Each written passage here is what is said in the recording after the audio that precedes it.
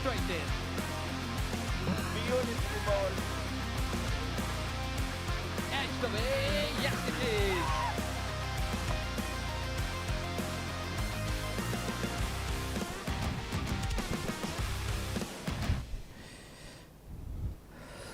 Welcome to day 2 of Oman D20 2025. Clear skies, bright sunny afternoon, and wind blowing across the ground here at Oman Cricket Academy, Muscat, Oman. What a wonderful start we have witnessed yesterday. Now, match number 3 to start the proceeding. It will be Renaissance Challengers. They'll be taking on Muscat Thunders. But first thing first, let's head down to the center where we have got our expert Pranav Mehta. Over to you, Pranav, for the pitch analysis. Time to evaluate the conditions here at the Oman Cricket Academy. First, to appreciate the hard work of the ground staff. They worked tirelessly behind the screens under the leadership of Anup to make sure that these world-class facilities stay as world-class. Talking about the weather, to start off, it's a beautiful weather to play cricket. It's nice, bright, shiny. On the other side, there is a good bit of breeze blowing through the ground. Temperatures somewhere around 18 to 25 degrees. That's great weather to play cricket. In the evening, it will get a little cold and the fielders will need their warmers. But then you don't mind playing cricket in these conditions. Dimensions, just around 65 meters. That means that a good hit is required to clear the boundary. Otherwise, it's going to be a great catching opportunity. But the most important factor, the 22 yards. And when I'm 3 meters away from the stumps in the good length area, this is the area that you want to be looking at. As hard as it can get. Good grass cover means that the wicket has held very well. It's a reused wicket. It was used yesterday, but it doesn't matter. The ball will come very well onto the bat.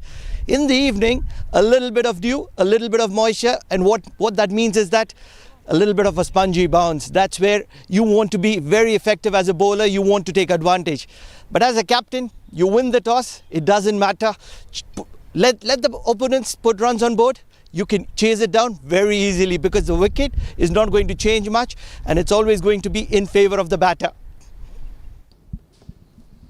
So the same surface will be in use which was used yesterday on day 1, and looking at the surface, Pranav believes that it will be helpful for the spinners, and as the light comes out later in the evening, it will be helpful for the fast bowlers. So overall conditions are excellent, and let us go down one more time. Over to you, Pranav, with both the captains and match ref for the all-important toss.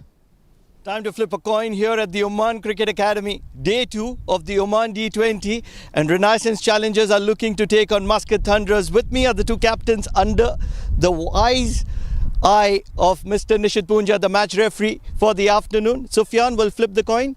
Jatinder will call. Tails is the call. Heads it is. Sufyan, what would you like to do and why?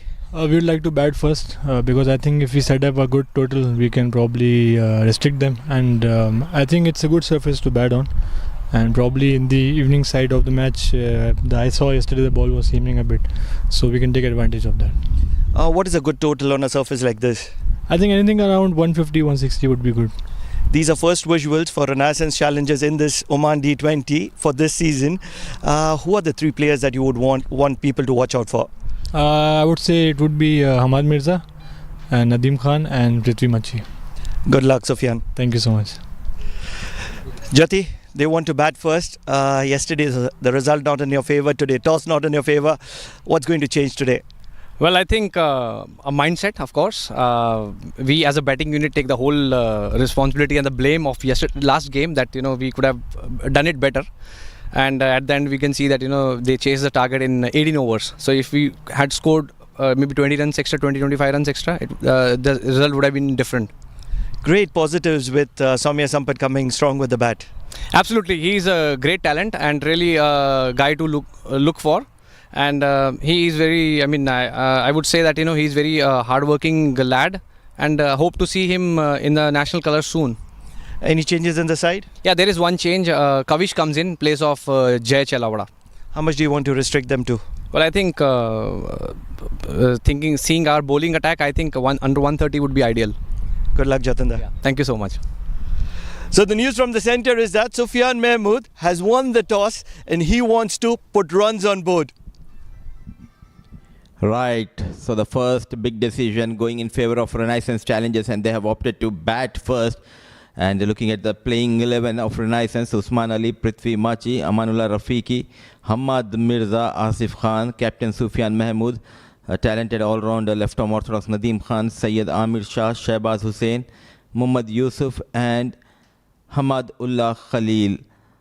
Got plenty of experienced players in their lineup, Renaissance Challengers, and just the right time to look at the playing 11 of Muscat Thunders, who did not had a good start to the tournament yesterday. They have lost the game against Royal Oman Stallions, so they opted for one change. No J. Chelawada for Muscat Thunders. Is Wagle, the wicketkeeper, Jatinder captain, Ashish Odedra, Siddharth Bukapatnam, Sandeep Gaur. Kavi Shah comes in place of J. Chelawada, another young promising talent here in Oman. Soumya Bhavin Sampat, who had an excellent outing with the bat on the day one of this tournament. Samay Srivastava, Ganesh Chandrasekhar, Afrit Keti, the fast bowler, and experienced old war horse Munis Ansari. It will be an interesting contest between these two sides. Renaissance playing their first game, wherein Muscat Thunders, after losing their first opening encounter of this tournament, they'll be eyeing to make a comeback. And joining me in the comm box for the first set of overs on day two, let me welcome my co-commentator, Mr. Jamil Zaidi. Very good afternoon, Jamil, sir. Thank you very much, and a very good afternoon to all the viewers all around. So we have once again a very good match in place between Muscat Thunders and Renaissance.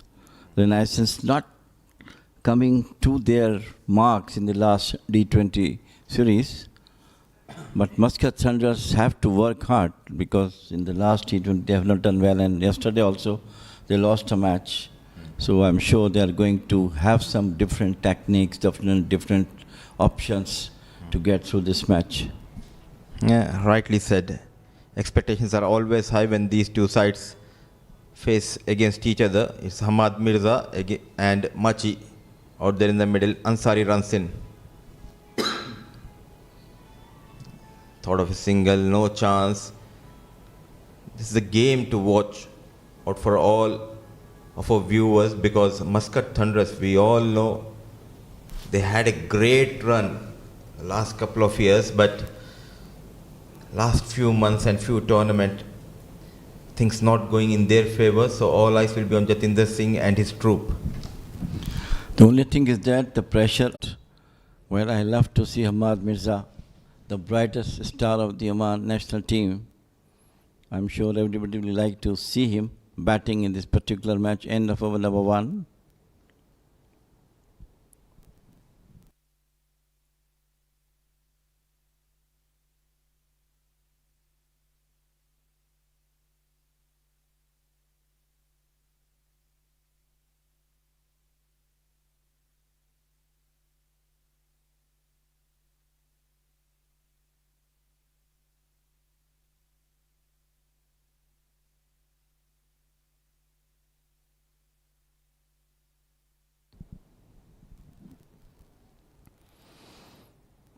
Ganesh Chandrasekhar will bowl the second over. Yesterday, Afridi Keti bowled superbly. Superb spell from him. Good 3 wickets. And now Ganesh is starting the second over.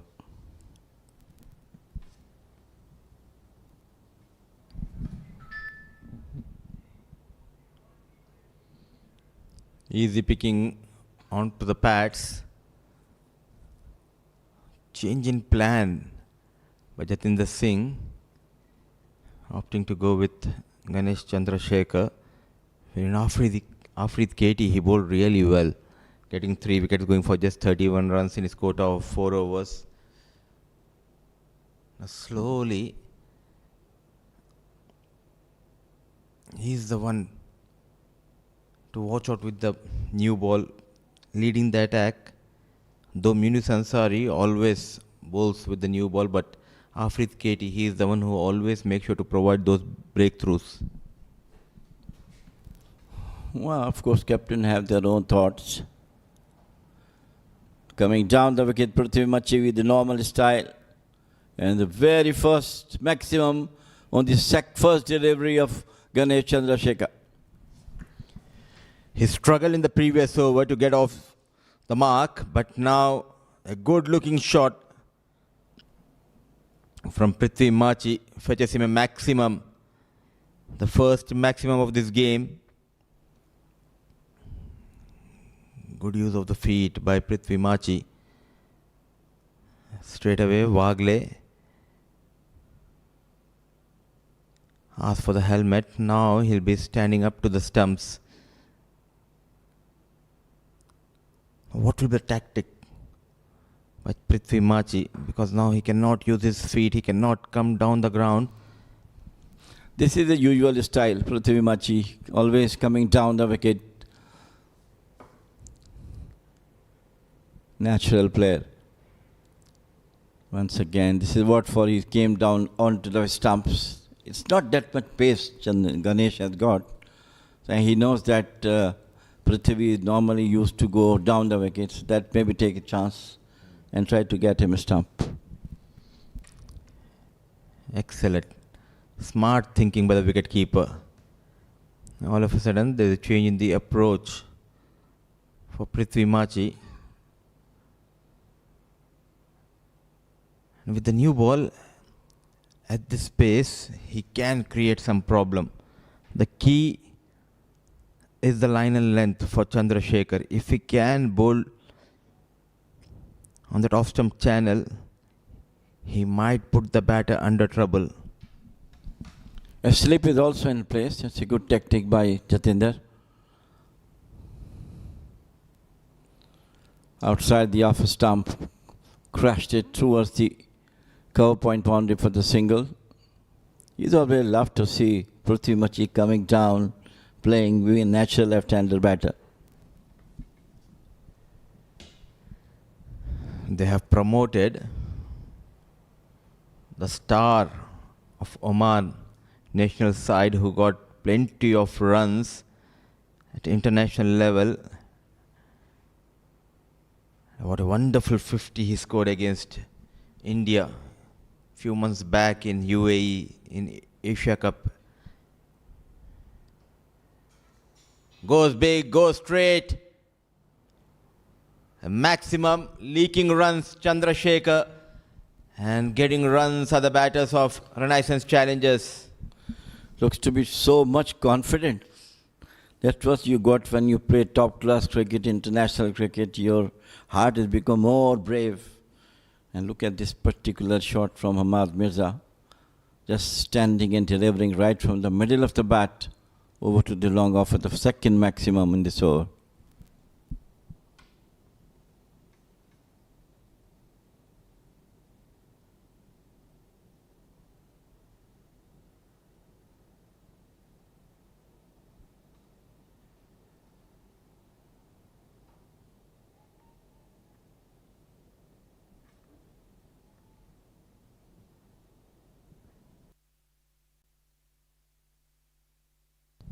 Two overs done, 15 for the wicket, Renaissance.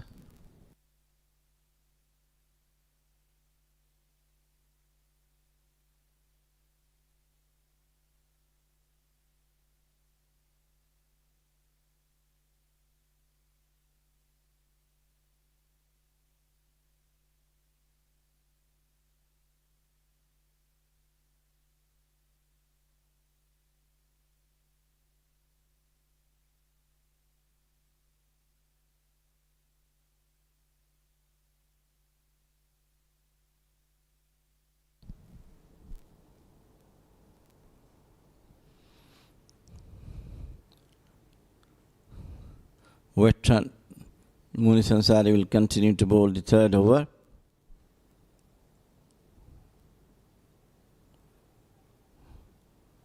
Onto the onside. Just try to pick the gap, Prithvi Machi.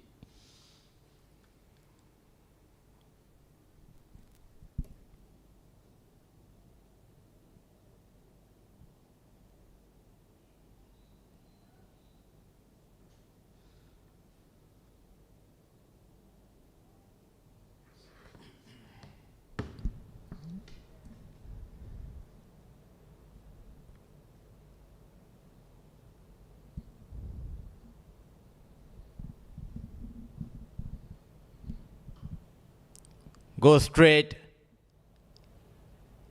He looks to be in control today, Prithvi Machi. That is why he was highly praised during the toss. The captain of Renaissance Challengers, the second maximum for Machi, and a good start for Renaissance Challengers. Once again coming down the wicket from the middle of the bat over to the bowler's head for the second maximum. He is such a player who always tries to attack, right the word go, and don't let the bowlers to come on to him. And most of the time he is successful, as today, the second maximum. A terrific start by Machi and for Renaissance Challengers.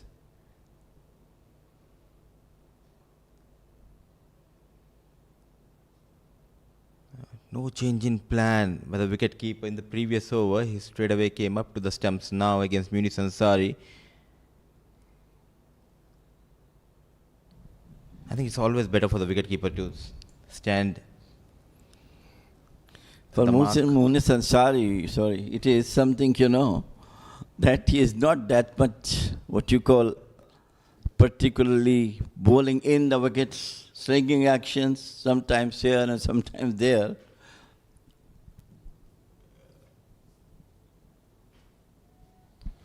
Deliberately played in the air and he takes it. What a comeback by Munis Ansari. Change of angle, change of variation led to the fall of Machi. And an excellent catch taken by Afrit Katie. This time it was outside the off. You're talking about the wicketkeeper standing on. So you see with this particular delivery, it was going towards outside the off stump and took the top edge of the bat towards the third man. So first wicket for Muscat Thunders and first wicket down for Renaissance, 21 for 1.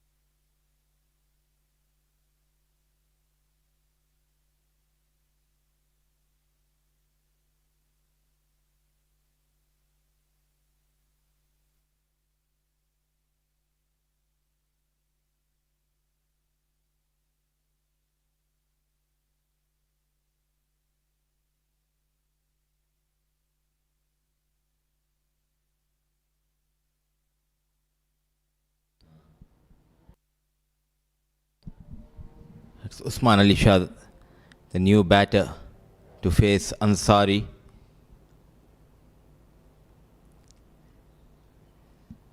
Extra. He just lost his shape on the previous delivery, Machi. And bowling as per the field, that is where the experience of Ansari comes into play. I think he misread that delivery. He was expecting that it should come within the stumps the way he has done in the last over. But this time it was going outside the off stump. He was almost halfway. And that's why I think they got top edge and got out.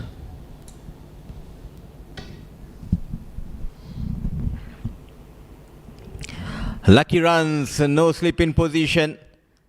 Outside edge going past the wicketkeeper. Off the mark with that boundary, but not in a convincing way, Usman Ali Shah. 4 runs by anyway added to the total of the confident looking shot. Thick outside edge through the slips, 4 runs.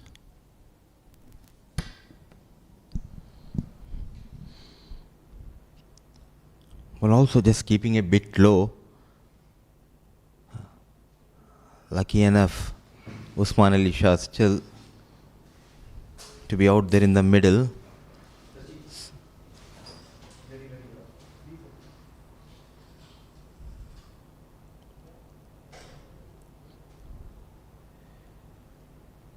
A mixed bag over 12 runs and a wicket. So 3 overs gone, 27 for the loss of 1.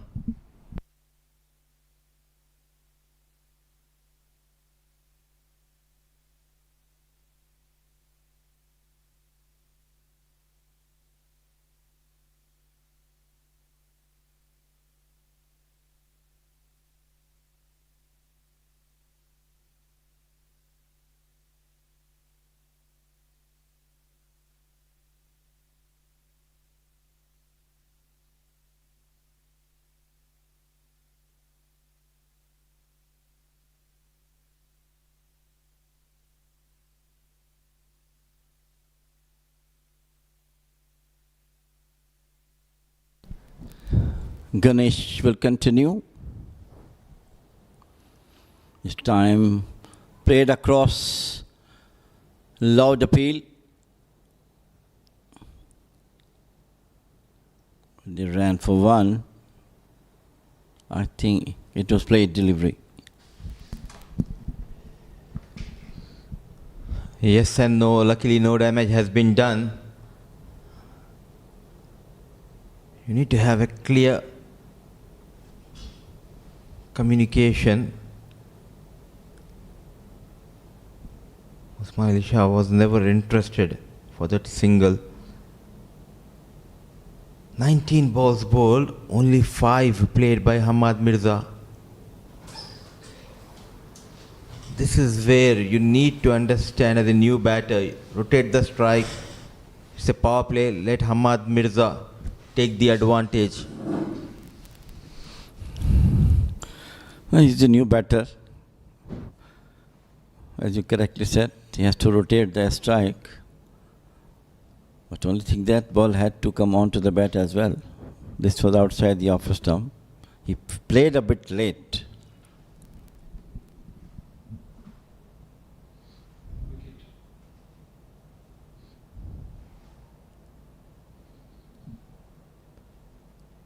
Thick outside edge, flies over, short third, no chance for Samay Srivastava.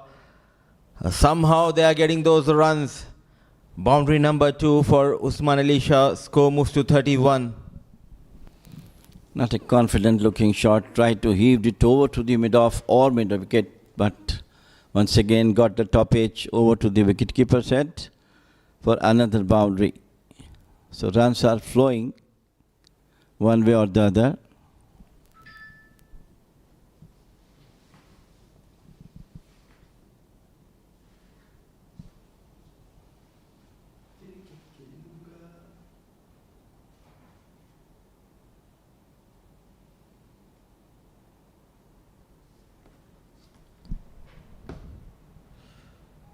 Big swing and he strikes. Poor shot selection. Just got a boundary. Now trying to go towards that leg side. Not in control, misses the line completely and Chandrasekhar strikes. Not looked confident at all the moment he came on to bat. Usman Ali Shah. This time also played across, leaving the wickets.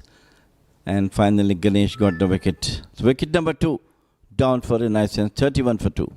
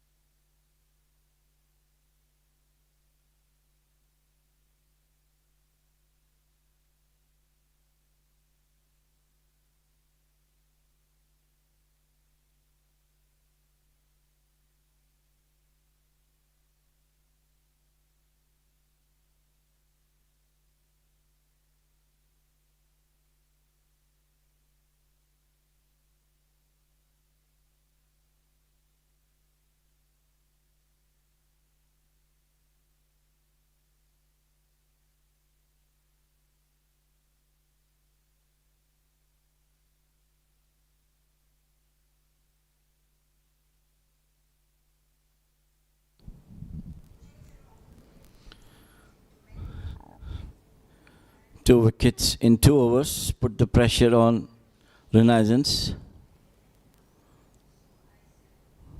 We have to see who the batter comes in to replace Usman Ali Shah.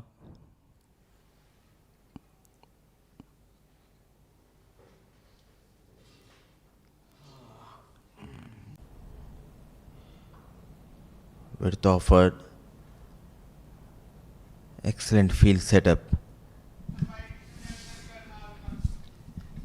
Brilliant over from Chandrasekhar comes to an end. 4 gone, 32 for the loss of 2.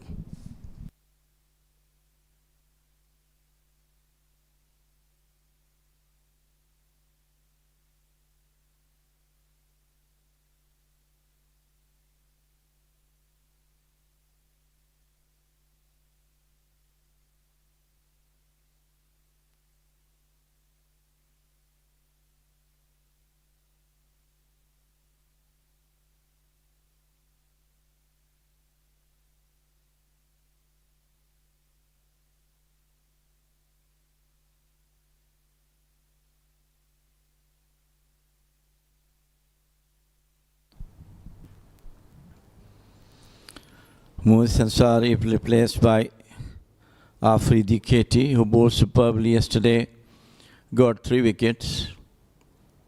And Jatinder Singh, seeing the situation that both the batters are not that much confident enough, so he brought Afridi Keti.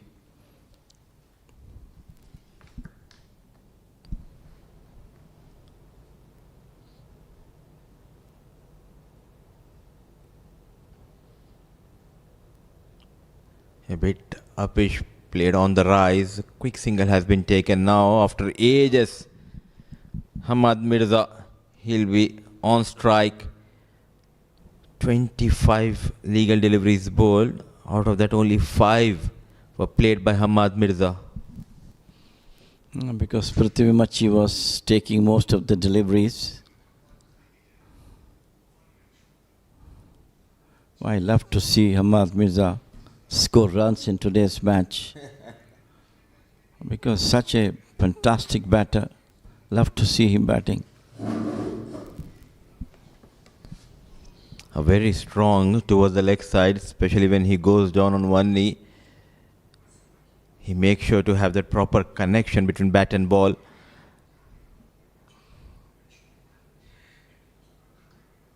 Onto the back foot. The first sign of aggression from Hamad Mirza. He was kept quiet, watching the proceedings from the other end. Now back on strike and straight away get a boundary. Slight short of the length and quickly moved back, put it towards the cow's corner. Beautiful shot, perfect timings.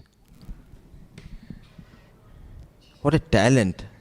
The right time he was included in the national side, and straight away he has shown the maturity and he knows how to get those runs. It's not only about getting runs against associate nations, but also he got a brilliant 50 against a test nation, India, in Asia Cup in Abu Dhabi. Beautifully managed, but straight towards the fielder.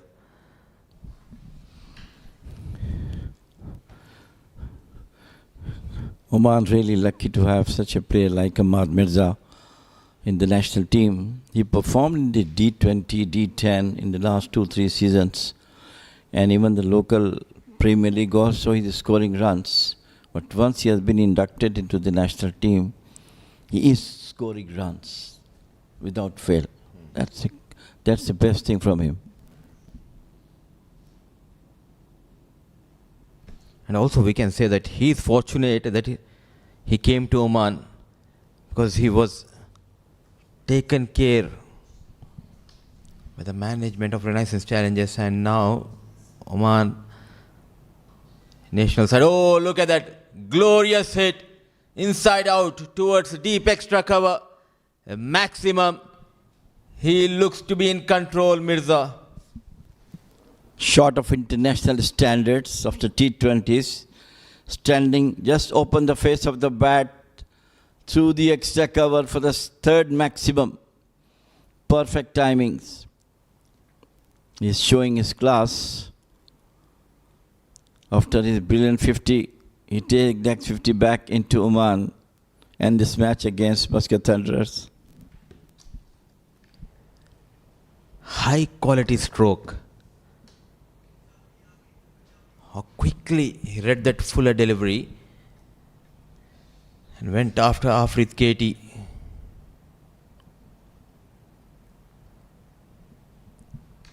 Now showing class, not trying to hit it hard. Impeccable timing and placement. Plenty of runs in this over. Looking rock solid, Hamad Mirza. Absolutely. This time with a soft hand, nicely pierced the gap through the cover point. Look at that, standing and just cutting nicely through the cover point for the first boundary. How well he managed. First he thought of going hard. Then at the last minute, watch that variation and adjusted so well to get a boundary. Pure class.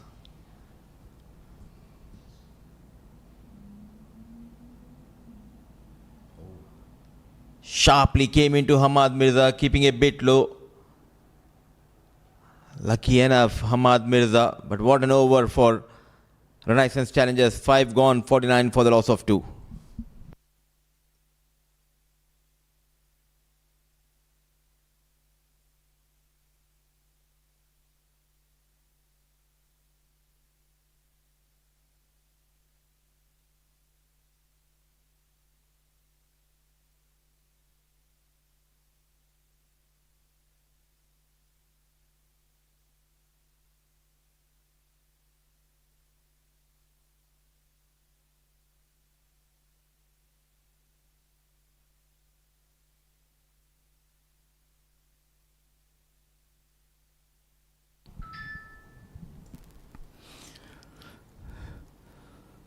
Jatinder has all the trust on Ganesh to bowl the next over.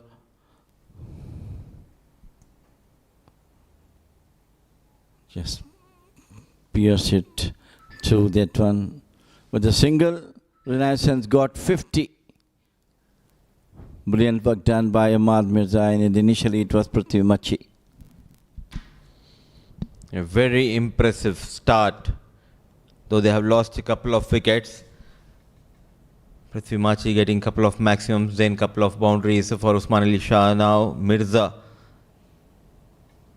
looking dangerous. The shot selection has been superb. Can he provide a breakthrough? Chandrasekhar.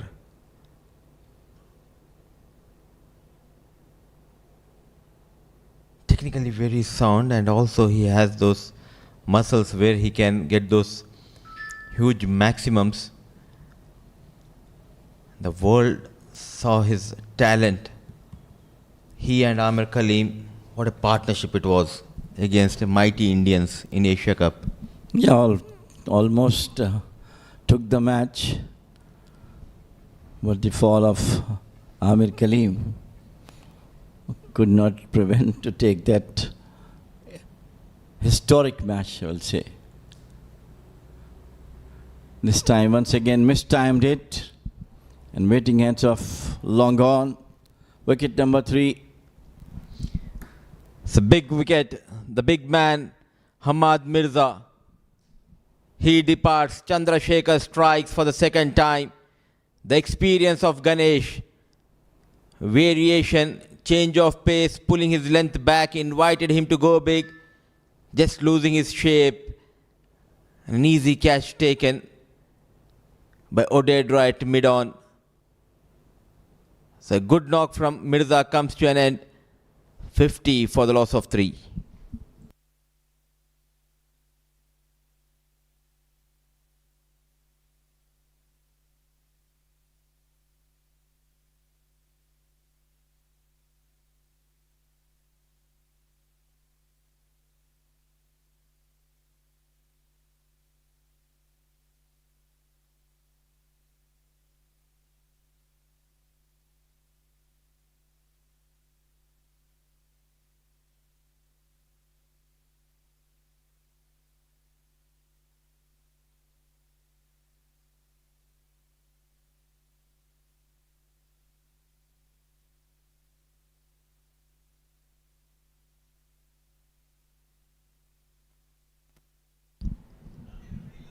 captain arrives at the fall of Hamad Mirza. Sufyan Mahmood. A hard-working player. He forced his way back into the national side. Really worked on his fitness, then worked on his skills. Always a wicket taker. Whenever captain gives him the ball playing for Oman national side, he always delivers. To me, he's much better a bowler than the batter. And his bowling is obviously not that much pace, but mixing deliveries, in and out, slower one, makes the batter difficult to understand his bowling. So plays it out to a very good over. Ganesh got 2 wickets, very important wickets. Went for runs in his first over, but then made a good comeback by getting a wicket of Usman Ali Shah. Now in this over, Hamad Mirza back in the hut.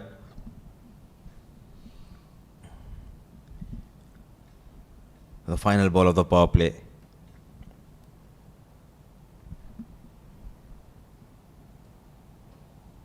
In the air. Oh, he completely lost the side of the ball. Jatinder Singh. A couple of runs for Mahmood and couple of runs for Renaissance Challengers.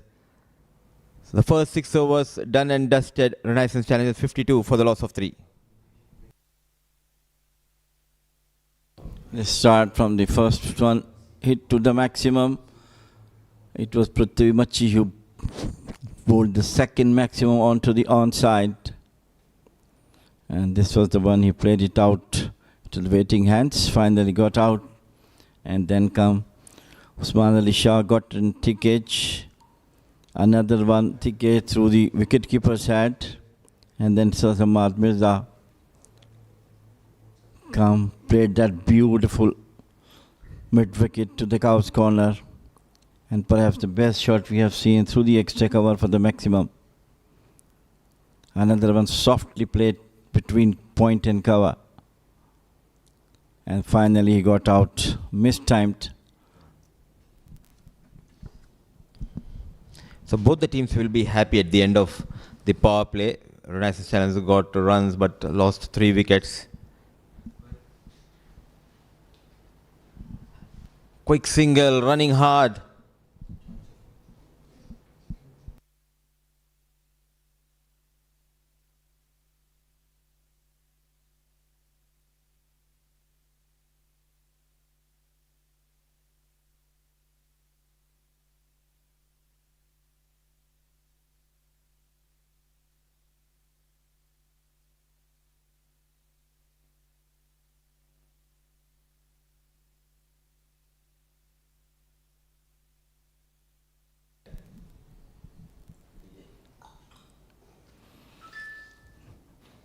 After you get the other bat, first over, given away 18 runs.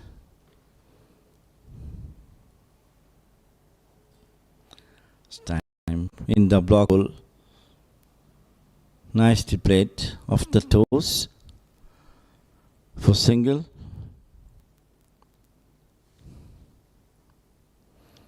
Asif Khan is not facing those deliveries now, only 5 he has faced. 4 runs he has scored. Now they need to understand this is the kind of a surface. If they can get 150, it's a very good total to defend in the second innings, because as the day progresses, the spinners, they might get some purchase in the second innings. So they need to understand the situation. It's not a kind of a surface where you are going to get 170 or 180. Yesterday, 145 was enough for IS Invincibles to defend against a strong batting lineup of Yalla Shabab. And I think right decision made by Sufyan Mahmood. Now it's up to him and Asif Khan to play the remaining overs, add another 90 or 100 runs that will give them a cushion going into the second innings. Rightly said, yes. But I still believe the batters stay on the wicket, play their natural game. I think 150, 160 can be scored. It was a beautiful delivery from Afridi DKT. And Asif Khan still does not look that much comfortable. Even at number 4 he came. So much runs needed from him. Such a wonderful talent, Asif Khan. Power hitter. Just struggling to middle the ball. But runs on board so he can afford few dot deliveries.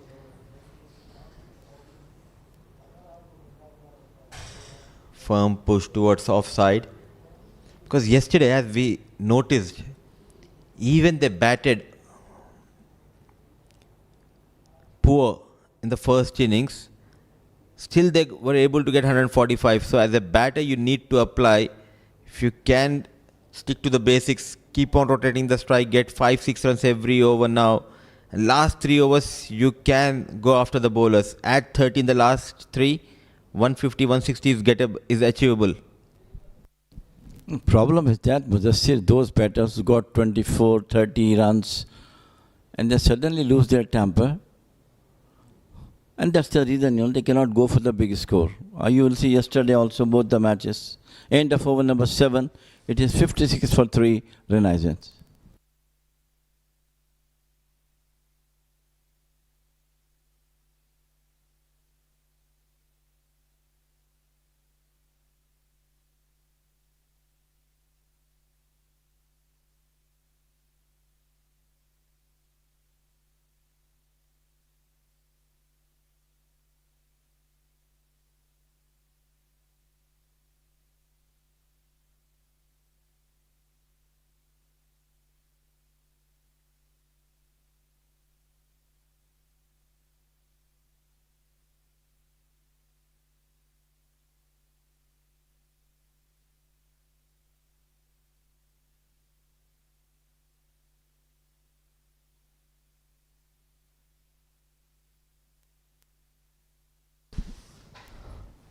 Bowling his final over, Chandrasekhar.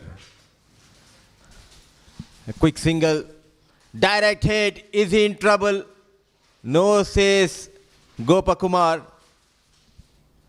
Everything happening out there in the middle. And join him in the com box. This high drama encounter is Pranav Mehta. This could be very interesting. Sufyan Mahmood was rushing through the single. And this could well be touch and go. I think Sufyan Mahmood has done well to drag his bat in. And it's a brilliant decision from Gopakumar Pillai without the referral. Order restored.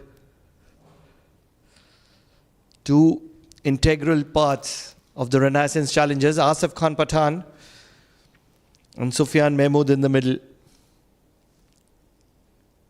But what a spell has this lad been bowling, Ganesh Chandrasekhar.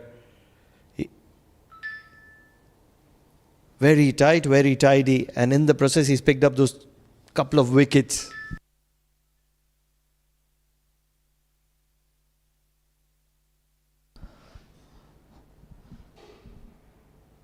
Always loves to rotate the strike. Sufyan Mahmood. In the process, we have witnessed in the previous season losing his wicket in the shape of run out. The back foot, just a single. He's struggling, Asif Khan. But the good news for Renaissance challengers, that run rate is around just under 8 runs per over. So this is the time these two needs to stitch a partnership, get 5-6 runs every over, and in between you can look for that odd boundaries.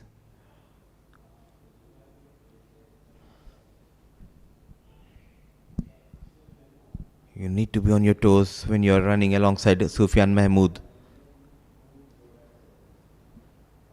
Beautifully managed on the back foot. Another single, sensible piece of batting. And despite being 3 wickets down, I think it's a good position to be in for Renaissance Challengers, because Asif Khan Pathan very early in this tournament gets ample amount of time in the middle, and that's so important for a team like Renaissance Challengers, because what Asif Khan Pathan can do, no other batter can do in reality.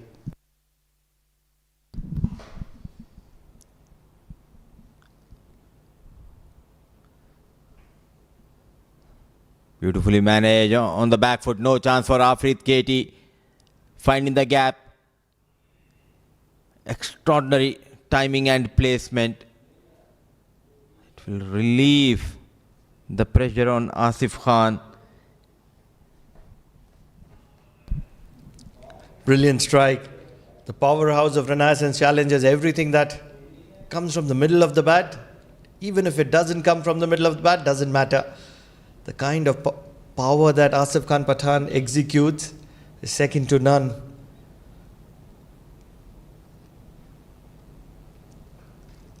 Looking to drive it once again. This ball is racing past the fielders, finding the gaps to perfection. At the moment, Asif Khan Pathan was looking ordinary. All of a sudden looks like an ace for Renaissance Challengers. A glorious drive. Planting his front foot and goes toward that extra cover. Lightning quick outfield. Fetches him another boundary. Chandrasekhar finishes quota with 33 runs and couple of wickets. 8 overs gone, 67 for the loss of 3.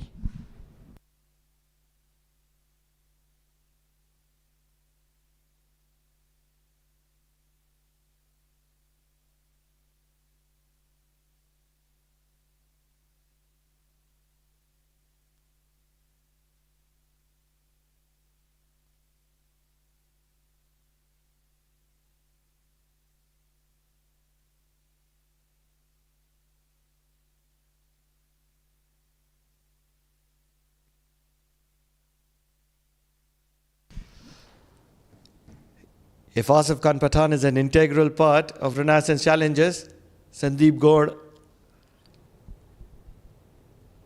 it's so important that Sandeep Gaur comes to the party for Muscat Thunders. He's someone who defines the tournament for Muscat Thunders. We do know about Jatinder Singh, we do know about Ashish Odedra, but if Sandeep Gaur does well, Muscat Thunders can win tournaments. And also for his sake, he needs to perform. Because for the past few months, in fact, the previous season, he was not a part of Oman national side. Now this is a very good opportunity. If he can perform, he can grab the spotlight.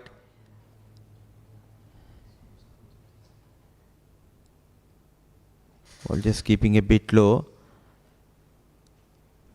Because in a T20 format, you want all-rounders in your side. And I believe Oman selectors, they'll be looking for a player who can fill in, who can bowl those 4 overs, who can get you the runs coming at number 5, number 6. And top of that, he's a terrific fielder. Won't be wrong in saying that he's auditioning for the big position. Yes. A career-changing audition. Bowls a tight line generally, just like that. And another boy who had injury-prone season, the previous one, where he struggled with hamstring problems. Now looking fit, lean, Sandeep Gaur. Change of pace, beautifully bowled, equally well managed, running hard. Sufyan Mahmood. What an incredible story of Sufyan Mahmood. Social media sensation who always loves to be in the spotlight. A hard-working player.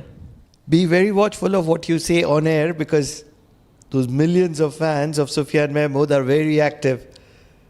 A little bit here, a little bit there. You just never know.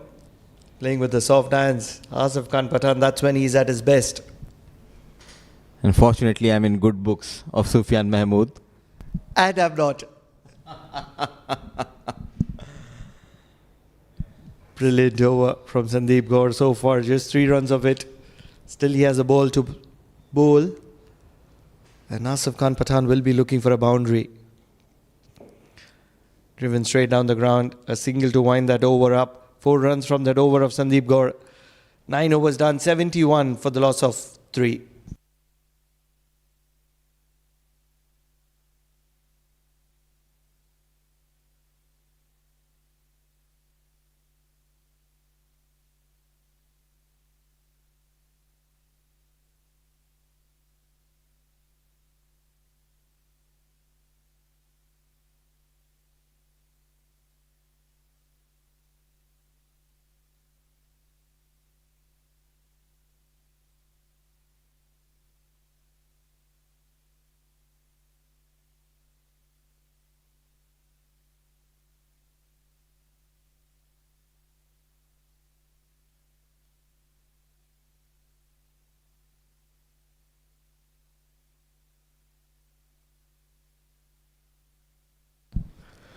Time for Samay Srivastava to come into the attack. Very important juncture. 71 on the board for Renaissance Challengers. Striking just south of 8 runs per over. We'll start off with a wide.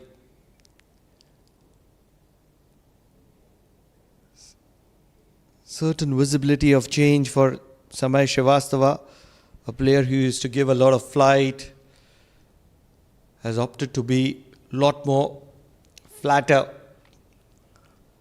We've seen that happening with a lot of international players as well. You talk about Yuzvendra Chahal, you talk about Kuldeep Yadav, and I can keep going. A lot of those wrist spinners used to give a lot of flight, and it is only later in their career they were able to identify that the flatter you bowl, the tougher it gets for the batter to pick the delivery, and that's where you're even more effective. Beautifully delivered.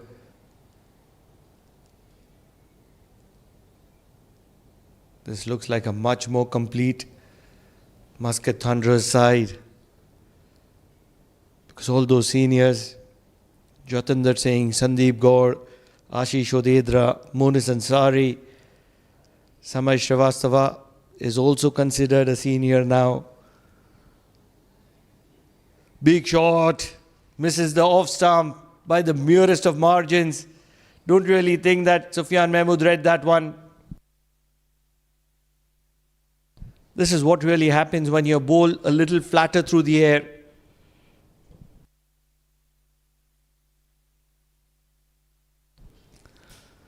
Bowling a brilliant spell, Samay Srivastava, generally known for his wicket-taking capabilities. Wrong one.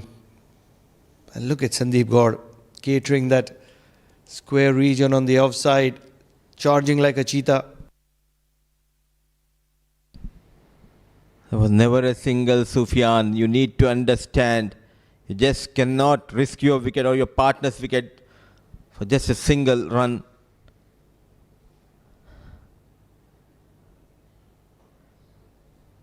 Go straight. What a hit. What a connection. Excellent strike. A much needed maximum. When you can play shots like that, you don't need to be looking for the singles. Gets to the reach of the ball. It was the leg spinner. Gets underneath it and throws the kitchen sink at it. What an incredible strike. Sufyan Mahmood. Strong lad, isn't it? Loud appeal, but not getting that support from the bowler. The keeper, Wagle, he was convinced, but unmoved is Gopakumar. So half of the overs done in the first innings. Renaissance Challengers 79 for the loss of 3.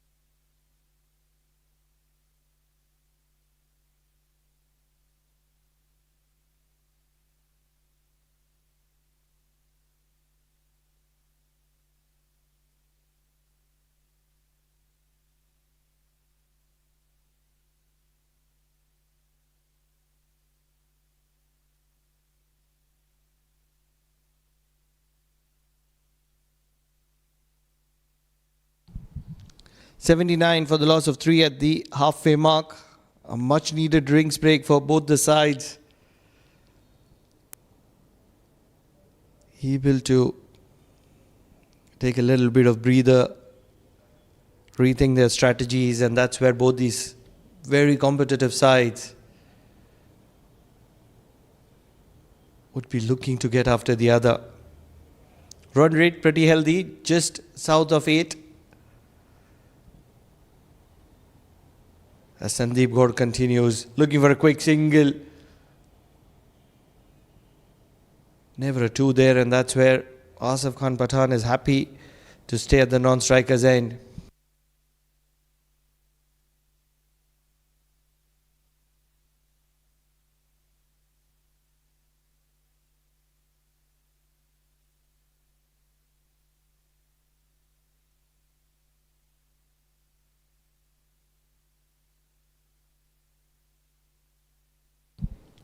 This time pushing for the second. Once again, not able to get it. Ashish Odedra on this occasion.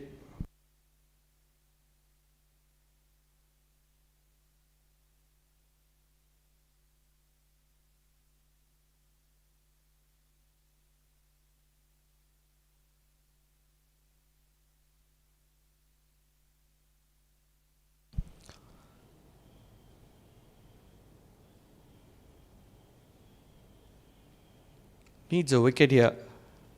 Muscat Thunders. This partnership at the moment is being very expensive.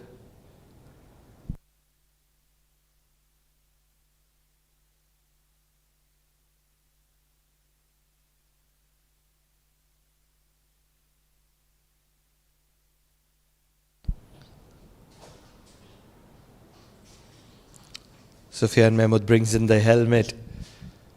He can be cheeky, likes to play the paddle, likes to play the sweep, can play the reverse sweep as well.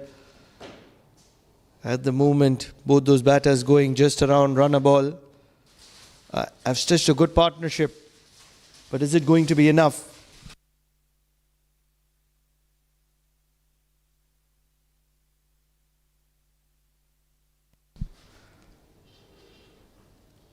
Soft hands and great fielding.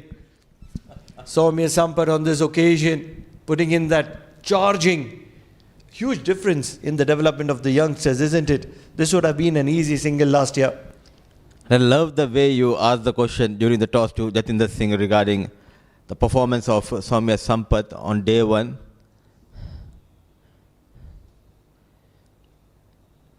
Makes room, traveled like a bullet, but in comes the fielder, full and dive. Slides, in fact, Afrit Katie. I love the response from the captain, Jatinder Singh. Very impressed the way he got those runs, and also clearly he said he's the player to watch out, and for sure. Oh, look at that electric dive by Sandeep Gaur. In pain, Gaur. Another tight over from Sri Mantula, Sandeep Gaur. 11 gone, 84 for the loss of 3.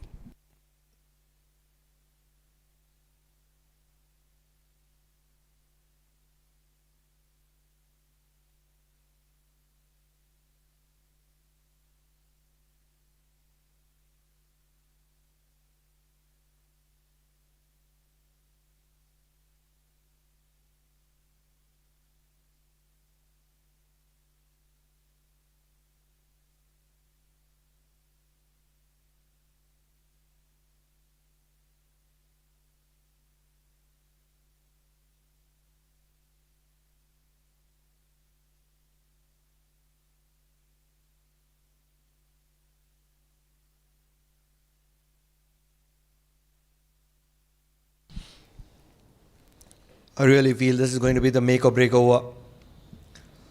Samay Srivastava is looking for a wicket. Got injured yesterday. Samay Srivastava.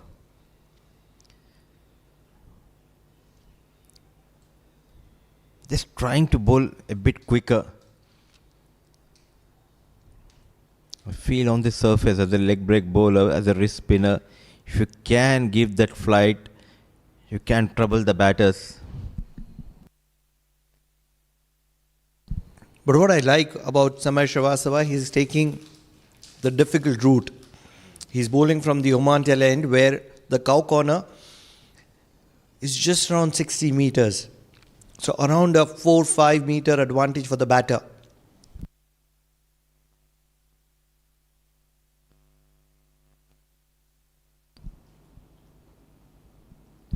Flatter and fired in. It is the flipper. The fielding has been very good from Muscat Thunders this afternoon.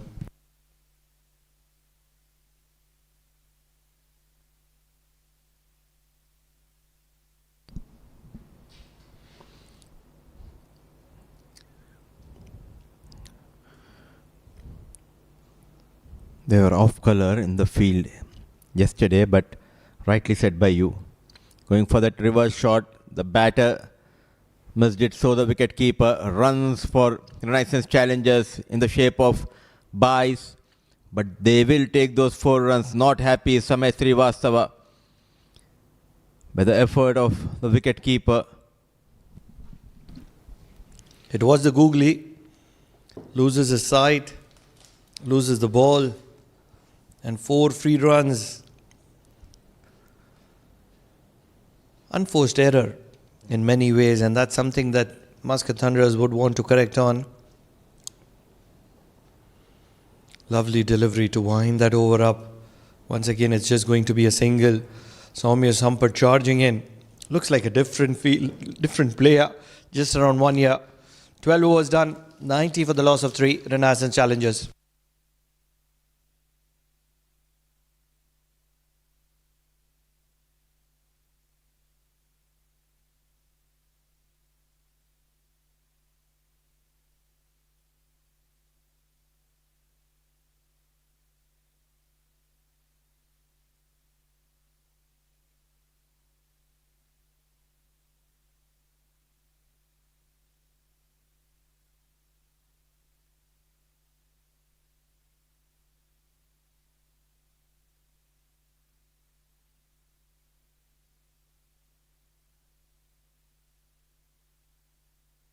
Slower delivery.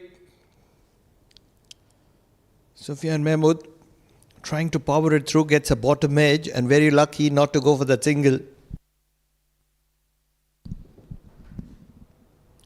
That early shuffle, a clever piece of bowling by Srimantula Sandeep Gaur.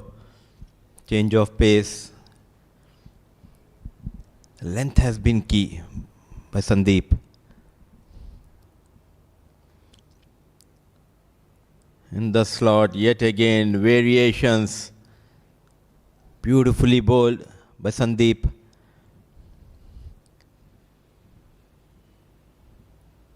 A partnership flourishing between these two, but the problem is that run rate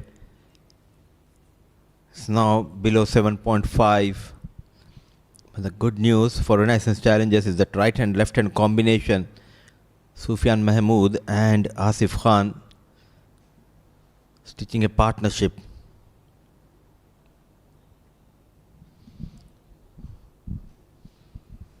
Not offering much pace. Sandeep Gaur. The experience of Sandeep Gaur. What a spell in progress. Wicketless but very economical.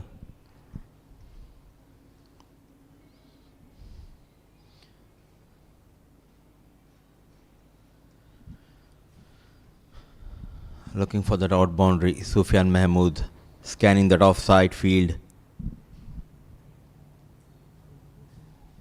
He makes room, but fielder station in the deep. Excellent. Not being greedy, Sandeep Gaur in this spell. And most importantly, very disciplined. Not looking to be very different, just sticking to the plan, sticking to the basics. And that is one difficult thing to do. Once again, slower delivery, powered, down the ground. Jatinder Singh is catering the boundary, and that means that the Thai is going to be coming out soon, because that's a gem of a catch in the deep. Asif Khan Pathan, who was looking to explode, is going to be walking back to the dugout. Beautifully bowled towards that off-stump channel. Cutter. The pressure was mounting on Asif Khan to find a boundary, but instead he finds Jatinder Singh, the captain. Makes no mistake. The partnership comes to an end. It's 93 for the loss of 4.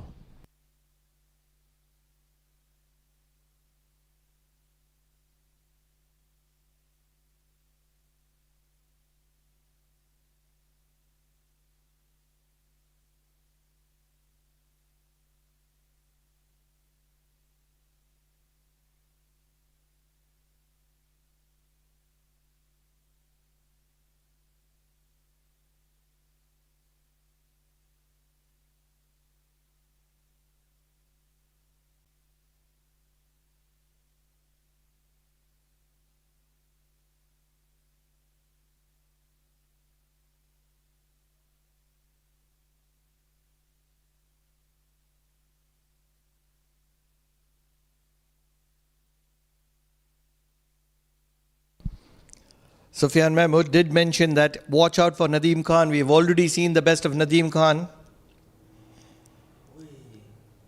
Featuring for Oman.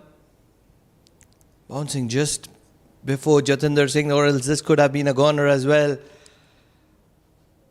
Brilliant over from Sandeep Gaur. 3 runs and a wicket. 13 overs gone. 93 for the loss of 4.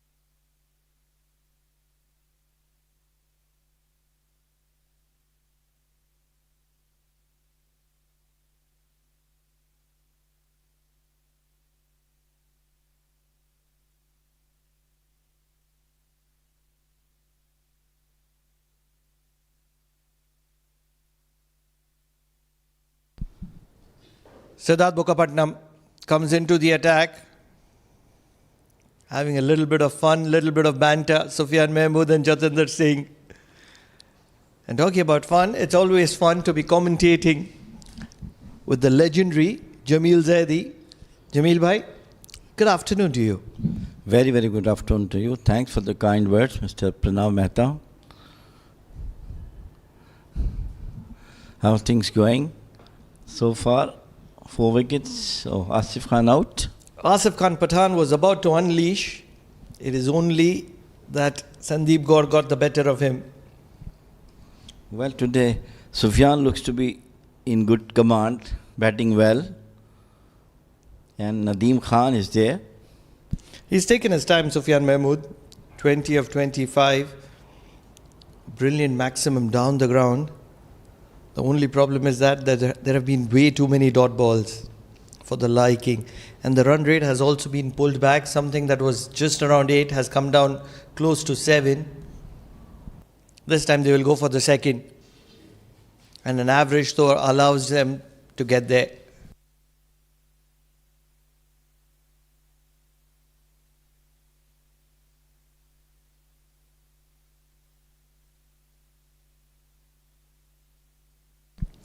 Siddharth Mukherjee. Would be really interesting to see if Muscat Thunders give any kind of opportunity whatsoever to Soumya Sampat, another off spinner. Does do decently well with the junior circuit at the international level. Oh, brilliant delivery. Pulled back in length. Nadeem Khan not able to get underneath it. Very lucky to still be there, Nadeem Khan. Well, I think from here on, as Sufyan Mahmood is keeping the one end with him, Nadeem Khan tried to go big, get some big shots. Because about 140, 150. This time onto the back foot. Cuts nicely, but only a single.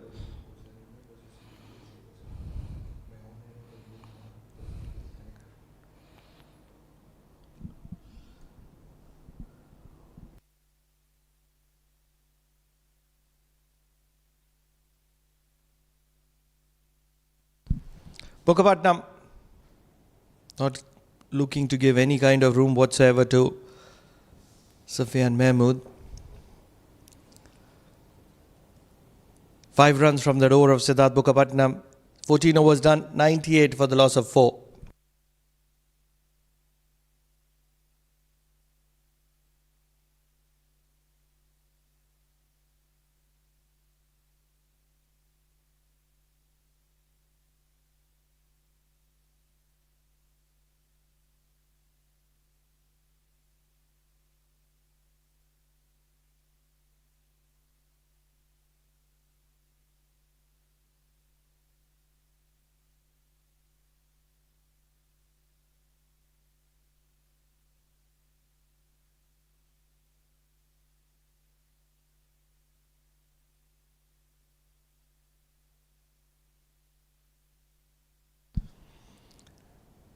Brilliant delivery, Sandeep Gaur picked up the wicket of Asif Khan Pathan in the previous over.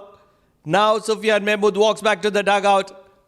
Certainly wouldn't be wrong in saying that Sandeep Gaur has changed the tide of the match on his own. He is such a fantastic all-rounder, Sandeep Gaur. Look at that one, mixing delivery. Look at that one, it's come quickly off to the bat. And Sufyan Mahmood had nothing to do except to put the bat in front, and he took that simplest of the catches. Wicket number 5 down for Renaissance, 98 for 5.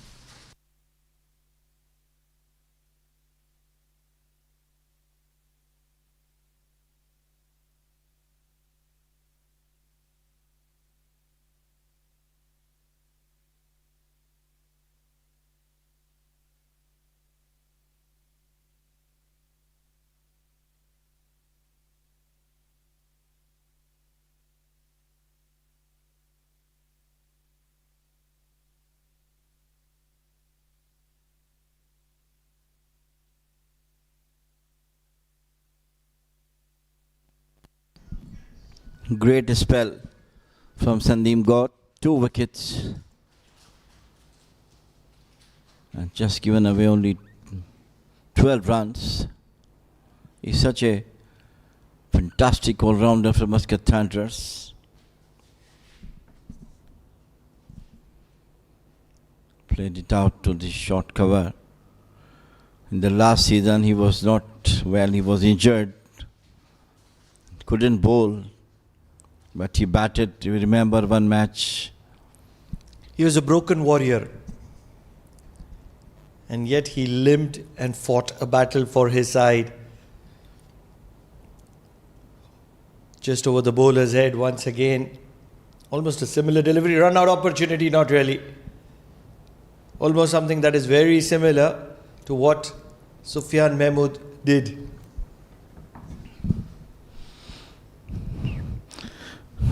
To me, I mean, he is not having pace, Sandeep Gaur, but immaculate length and line, variations, slow, movers in and out. This time onto the back foot once again. Bottom part of the bat, Rafiqi.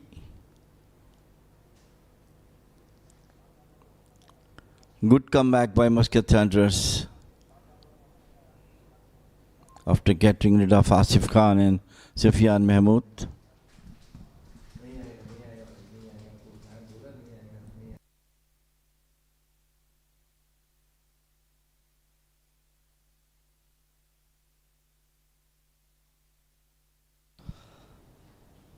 Slow delivery once again. Almost bowls as slow as a spinner, Sandeep Gaur, but yet very effective. That's the variation he has got in his bowling. Always keeping the batters to think type of bowling he will be coming to them.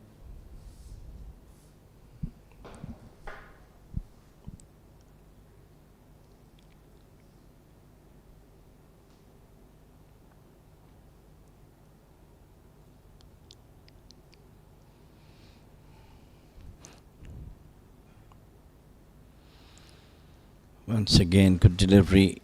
Played it out towards the mid wicket for the single. End of over number 15. Renaissance 102 for 5.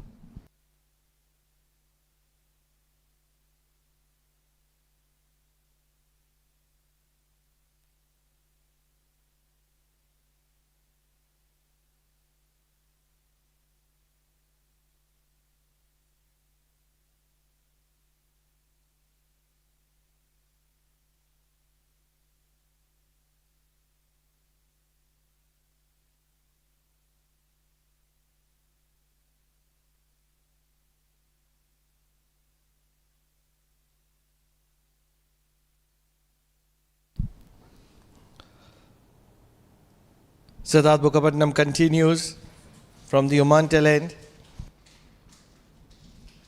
100 is up for Renaissance challengers, Jamil Bhai, but last 5 overs, they need to go north of 150. They need to accelerate now, and that's exactly. Batter felt the pressure, hits it across the line. Nadeem Khan can tonk a long ball. We've seen that at the international circuit. Replicating it for Renaissance challengers here. We're just talking about it. Immediately he did it to get that one coming down just from the middle of the bat once again towards the cow's corner for the maximum.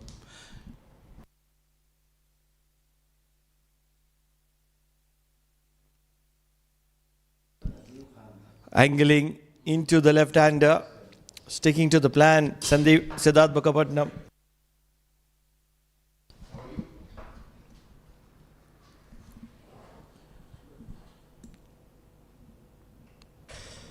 Inside out on this occasion. Diving effort. Certainly the ball is not going to be getting to the boundary. I think it was Rana Naeem. And a little bit of overthrows. That will work in favour of Renaissance challengers. Muscat Thunders, who kept the thing so tight for so long, all of a sudden are faltering in the field. A great attempt by the fielder. Could have been a blinder had he has taken that catch. But again, 3 valuable runs for Renaissance. Once again, it's a Nelson on board.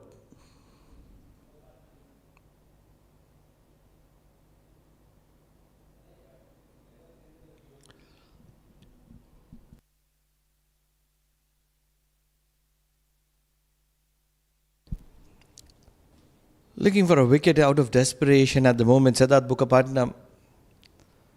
Generally a tidy bowler. Swept well. This is going to be another boundary. Things certainly not working for Siddharth Mukherjee. I mean, he's disappointed with the proceedings. Whatever the pressure has been put on the Renaissance batters, it has been taken off by Nadeem Khan first.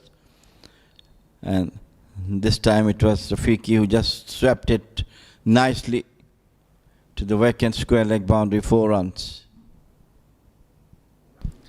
1 boundary towards the cow corner, 1 boundary towards the deep square leg. Certainly things not working in favour of Siddharth Mukherjee. I think this is going to be his final over.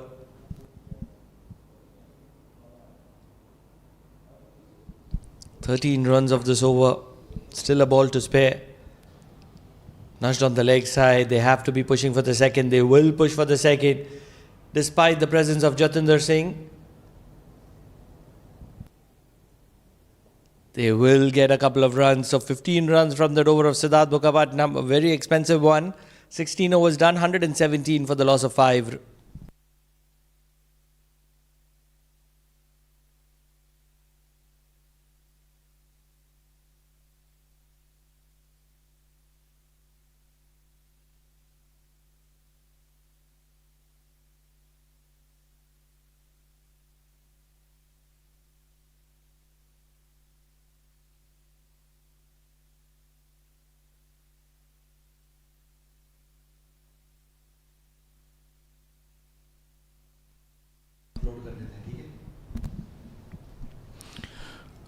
Run rate has been good right now after those couple of maximum boundaries for Renaissance.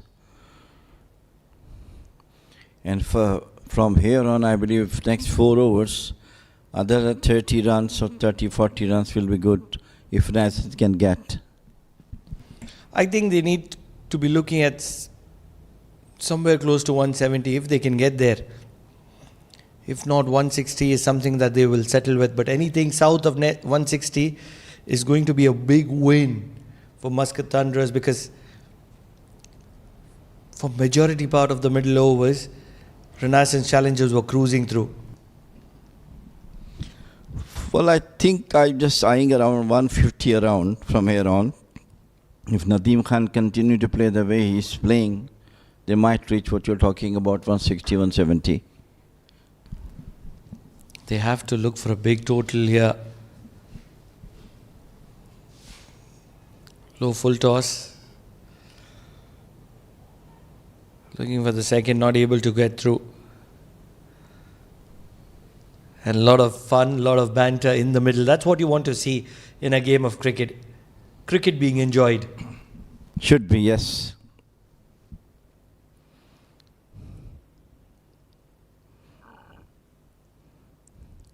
Some fun in the ground, asking the bowlers to hit and the batter tried to take the run. It's a very common sight we have, and that's too from some acrobatic batters. Onto the back foot this time, brilliantly bowled, and the wickets castled by Afridi Katie. Afrid Katie, the mantra is very, very simple for him. You miss, I hit. This time it was the slower delivery, back of hand. And Amanullah Rafiqi just lost his posture, lost his shape. And as a result, wickets disturbed. What a timely wicket for Muscat Thunders. 6th wicket down for Renaissance Challengers at 118.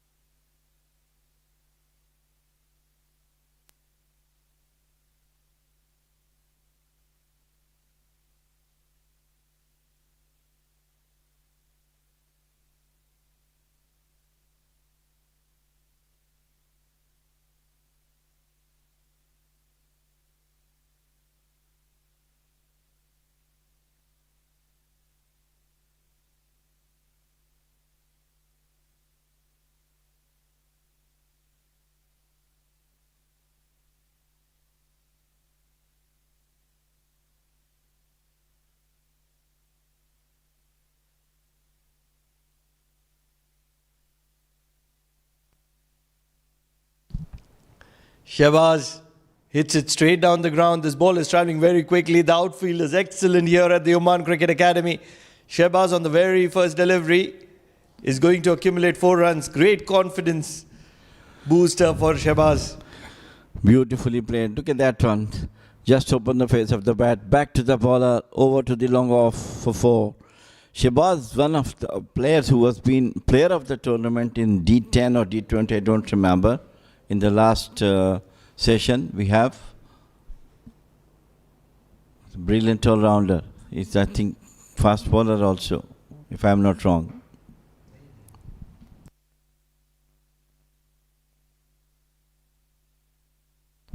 Driven through the covers.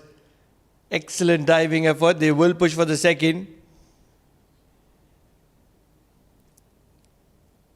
So runs pouring for Renaissance Challengers towards the end.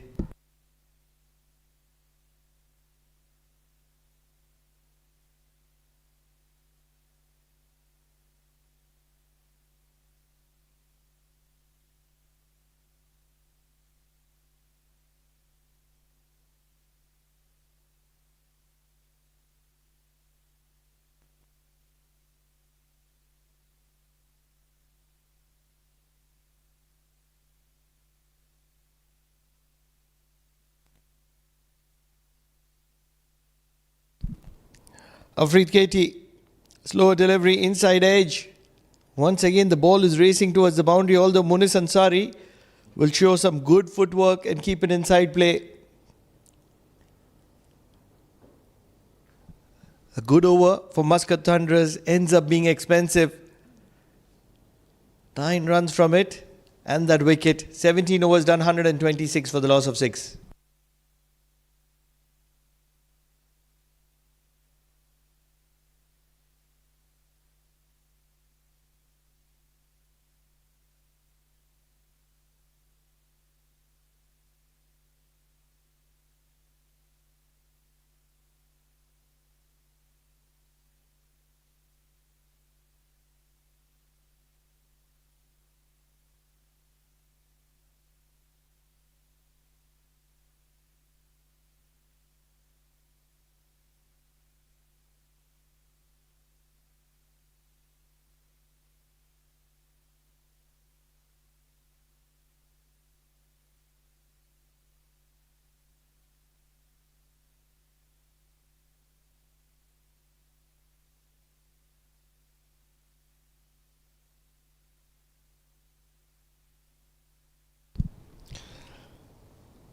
Great start for Shahbaz. He's at the non-striker's end, 8 of 3. Nadeem Khan has just cut loose 15 of 12. He would want a few boundaries. Right in the block hole, and Munis Ansari, the old war horse, strikes gold. Nadeem Khan, who's made a name for himself at the international circuit as an excellent finisher, is going to be departing really early in this game. Well, this is what the beauty of this game is. You're talking about so much about runs should go from there, and suddenly in the matter of couple of deliveries, the match shifted in the hands of Muscat Thunders. Wicket number 7, back to the dugout for Renaissance, 126 for 7.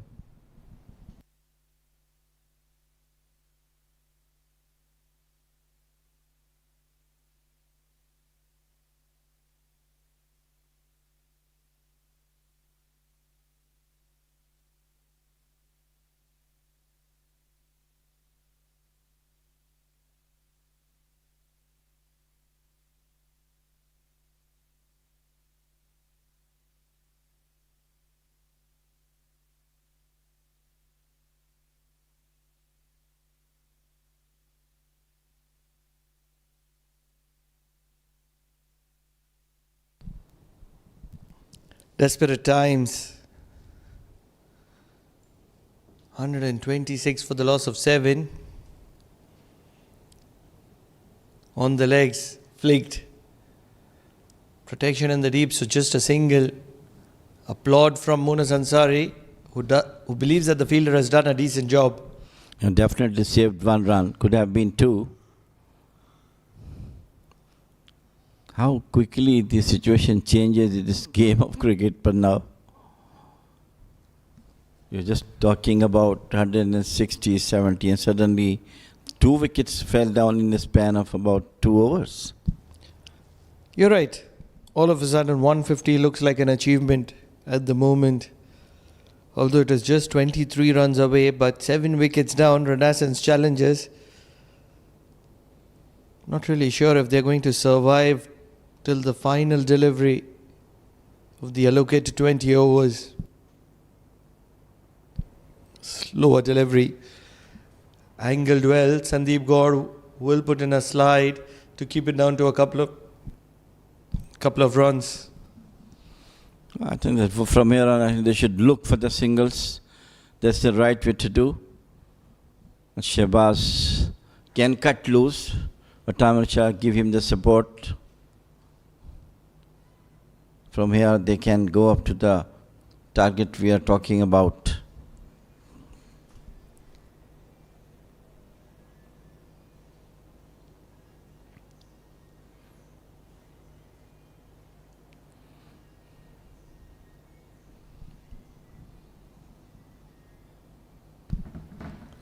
Brilliant delivery. Munis Ansari is breathing fire in the middle at the moment. Picked up a wicket of the first delivery. 4 runs to follow after that. Still a couple of deliveries left. He needs to pick up a wicket, especially this wicket of Amerat Shah. Big back lift, and that means that he's accustomed to that delivery that is full. In the block hole, a yorker that he can bring in for the left-handed batter.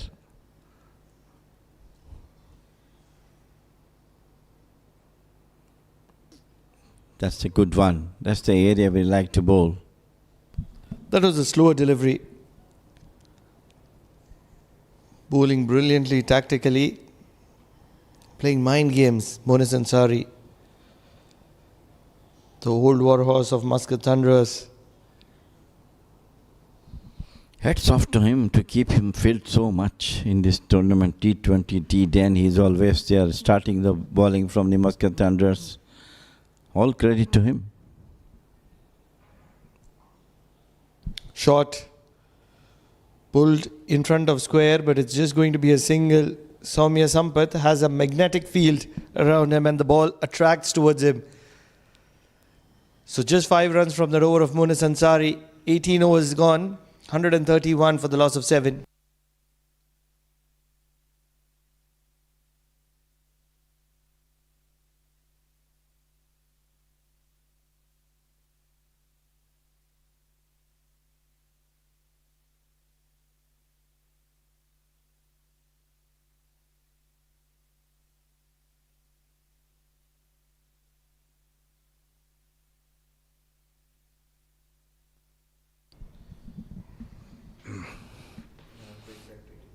Afreed Katie got brilliant bowling yesterday, got 3 wickets. Now he has got at the right time. Down the leg side.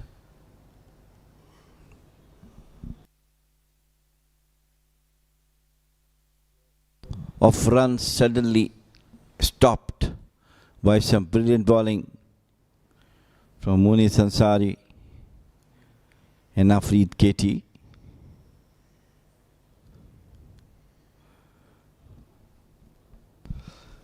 "42 years of age, Monis Ansari.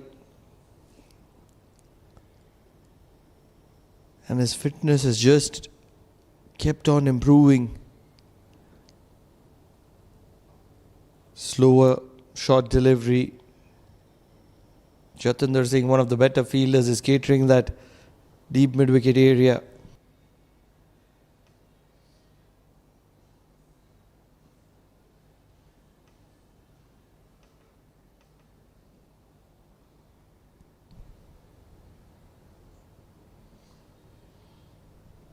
Amir Shah,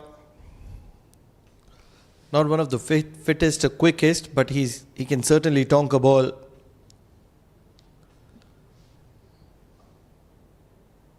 Hits it straight down the ground. There is protection in the deep, so just a single. Don't really think he's ever going to be pushing for the second very easily.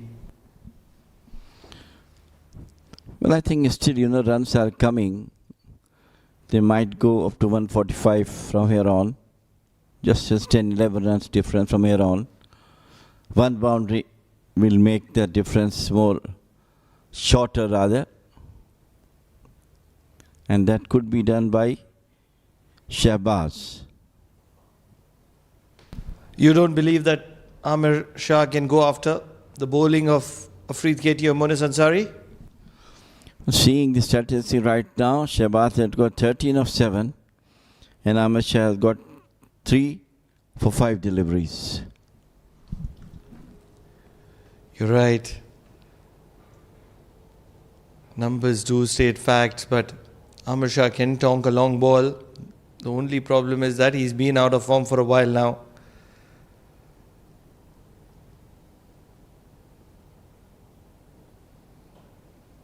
Hit straight down the ground.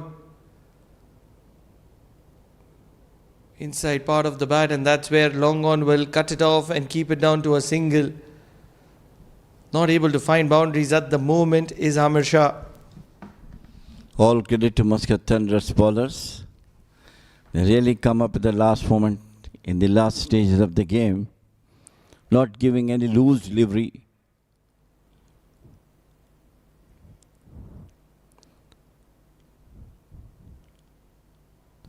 Now Afreed Katie is going to be bowled out.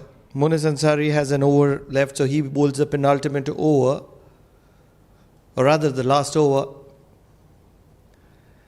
And that's going to be the plan for Muscat Thunders. Great over from Afreed Katie. Keeps it down to just 6 runs. 19 overs done, 137 for the loss of 7 Renaissance challengers.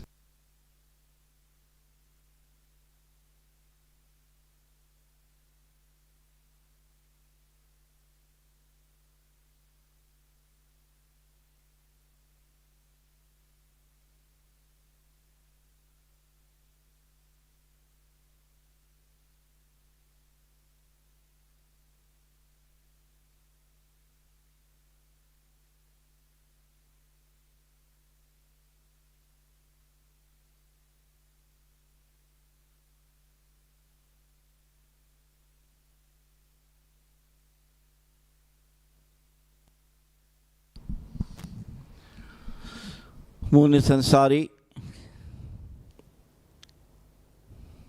the last over. Beautifully bowled, lovely delivery. Shahbaz has no answer for it. Kept a bit low as well.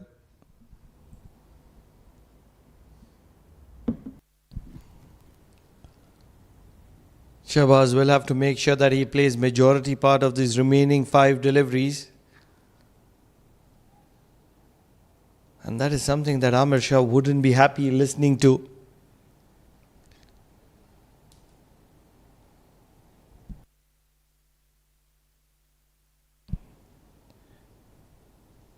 Can Shahbaz find a boundary here? Straight down the ground. Travelling like a trace of bullet. Great fielding effort. Soumya Sampath once again in the deep. Certainly believe he saved a couple of runs. A great player in making. This young boy, Soumya Sampath, yesterday played a solid, responsible knock. 41 runs. Taking the cue from all the senior batters. And today showing its class as a brilliant fielder as well. Certainly tells the thing that Syed Amir Shah, who is generally very popular with his striking, has lost the knack. Or else there is no other particular reason that I would see him coming at number 9. And Shahbaz coming in at number 8. Shahbaz has come and played a couple of big shots. He got some runs, a boundary also. But all credit to Munis Ansari. What a fine over he's bowling the last one. Some special words from Jamil Zaidi.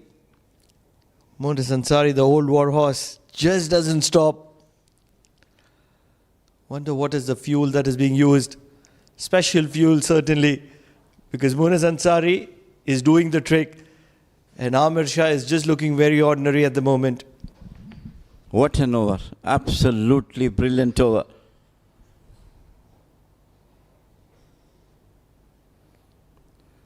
Once he finds his length and line, then it is very, very difficult for the batters to play against Munis Ansari. At the moment, Amir Shah is producing electricity.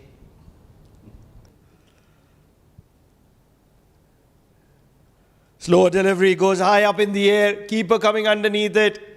A man who has travelled half the way across the world to get to Oman is never going to be dropping something as simple as that. Amir Shah, his misery comes to an end. What a strike and what a delivery from Munis Ansari outside the offside, moving away from the batter. Slow ball one as well. Mistimed by Amir Shah and a very, very good catch by the wicketkeeper. 8 wicket down, 140 for 8 Renaissance.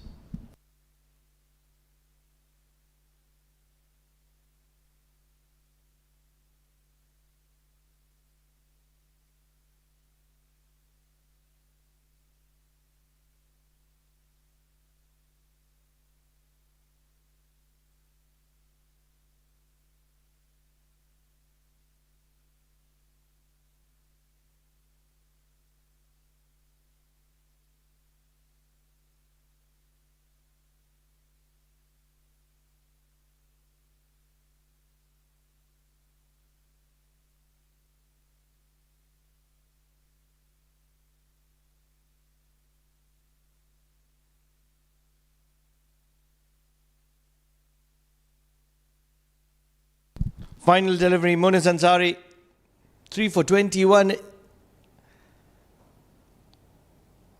Drills it straight down the ground. Soumya Sampath puts in a bullet throw to the keeper. So just a single of the last delivery. 141 for the loss of 8. Certainly on the back of Munis Ansari, 3 for 22 in his 4 allocated overs. What a comeback from Muscat Thunders to keep Renaissance Challengers way below 150. They all credit to their bowlers. They started from where? The first one. And it was Machiu played that beautiful shot over to the long on. And this was on to the offside. And finally got wicket. This was Usman Ali Shah who got that tickage. And once again his tickage over to the wicketkeeper. 4 more runs. He kept striking. And one shot too many. Usman Ali Shah had to walk back to the dugout. Hamad Mirza started in a big fashion. Couldn't do that for a very long time. And that is where his run of beautiful shots was cut short with this gem of a delivery which went straight up in the air. And Ganesh Chandrasekhar would never miss out. They needed a partnership. And that is something that they built really well in the middle. Sufyan Mahmood was one of the mainstays and he was doing the damage. He was partnered by Asif Khan Pathan and both together put on a solid partnership. Runs were flowing thick and fast. And that is just when Sandeep Gaur came in. First got the back of Asif Khan Pathan and then a cotton bowl to get Sufyan Mahmood back to the dugout. And all of a sudden, Renaissance Challengers looked like getting dismantled. Nadeem Khan came in and showed a few possibilities of what he can do. Aminullah Rafiqi was with him, but he was first sent back. Shahbaz had a lot of intent. And then it was Nadeem Khan who was disturbed. Misery for Amir Shah came to an end as he was out by the wicket-keeper. So runs on board. Hamad Mirza 24 of 12 played beautifully. Then there was Asif Khan 22 of 25. Sufyan Mahmood captain 21 of 27. 141 for 8. 7 extras. Renaissance scored against Muscat Thunders. About the bowling, it was once again the old age Munis Ansari. Brilliantly bowled 3 overs, got 3 wickets of just 22 runs in 4 overs. 2 wickets for Ganesh Chandrasekhar and 2 wickets for Sandeep Gaur also. So 141 for 8. We'll have a short break and we'll come back with the chase.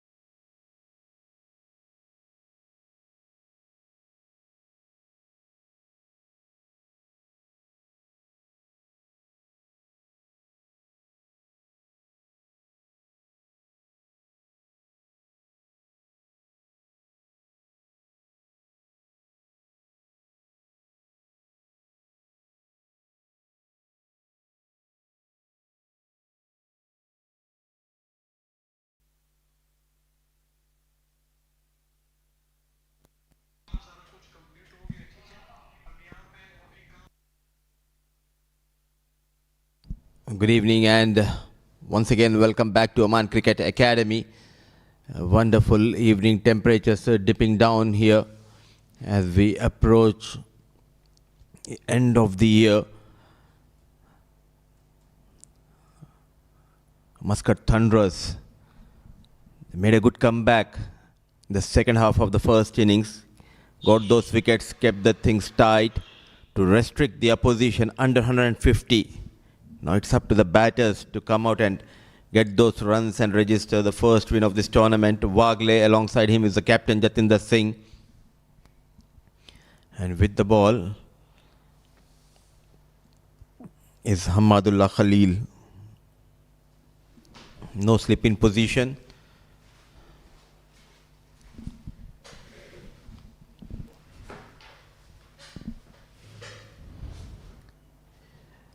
Oh, excellent start. A tall, lanky, right arm medium fast bowler. A good start to his spell and looking eager to start the proceedings in the com box. Alongside me is Pranav Mehta. Good evening, Pranav. Thank you, Mudiba. Looks fierce on first visuals. Khalil rushes on to the right-hander, and that's where it's special. Correct me if I'm wrong, Pranav. Is this the first time you're watching this fast bowler? Certainly the first time. Never heard of him, never seen him, but looks very impressive. These conditions give him a slip.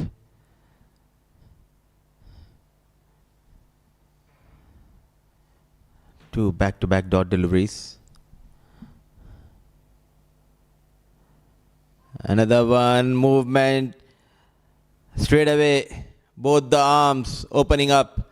Zaman Qureshi call it a wide. Certainly a bluff. Caught well by umpire Gopakumar. Or rather Zaman Qureshi. You would have seen a lot of that, isn't it? Playing for the first time in D series, just getting carried away, trying to put the experienced Zaman Qureshi under pressure.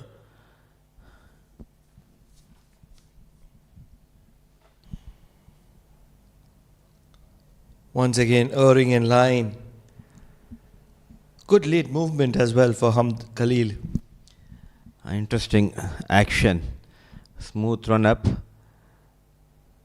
but a slightly wider action,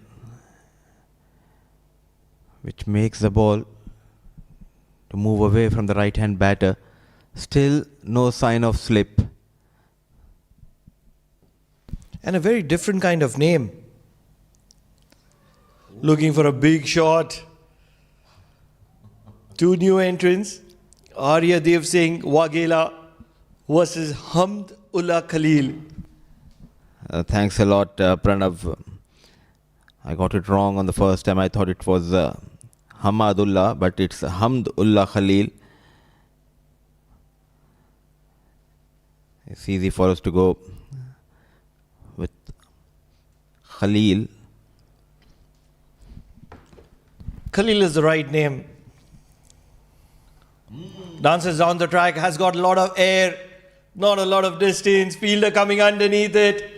Asif Khan Pathan can do no wrong in the field. He's one of the brilliant fielders and holds on to this. Once again, Arya Dev Singh Waghela disappoints. What a start to this young fast bowler of Renaissance Challengers. Responding to the call of the captain is Khalil, express with the pace. A poor shot selection coming down the track.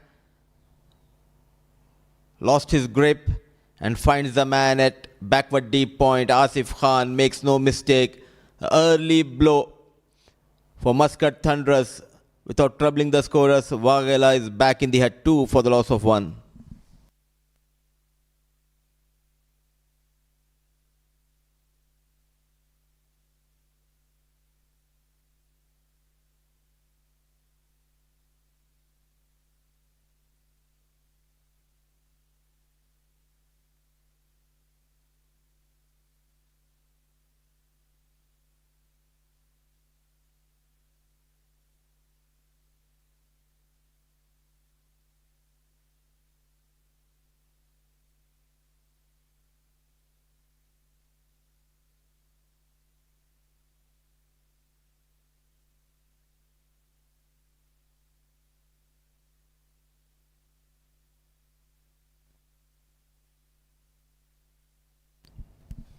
early entry for Ashish Odedra, who got 27 runs the previous outing at the same venue, playing on the same surface.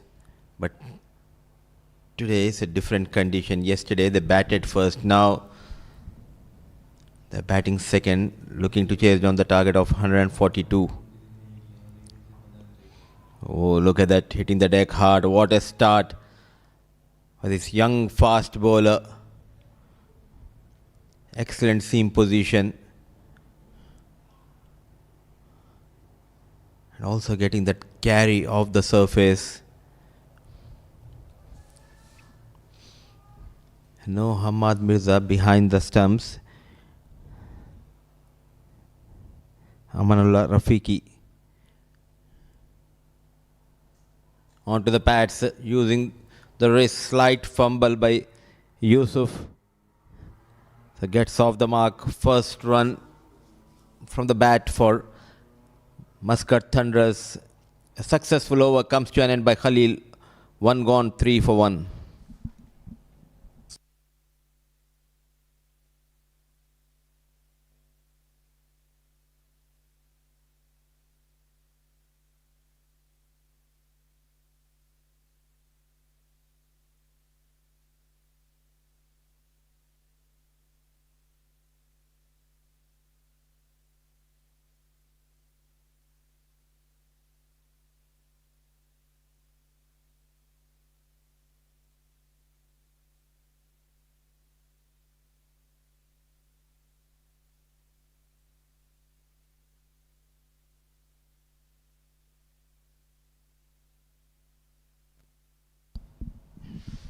Interesting choice.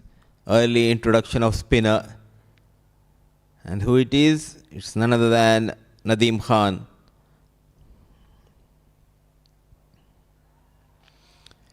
Single-handedly won the game for Oman against UAE at the same venue with the bat.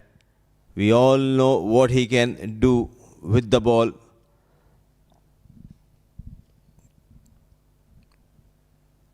Not a big turner of the ball, but the key is line and length.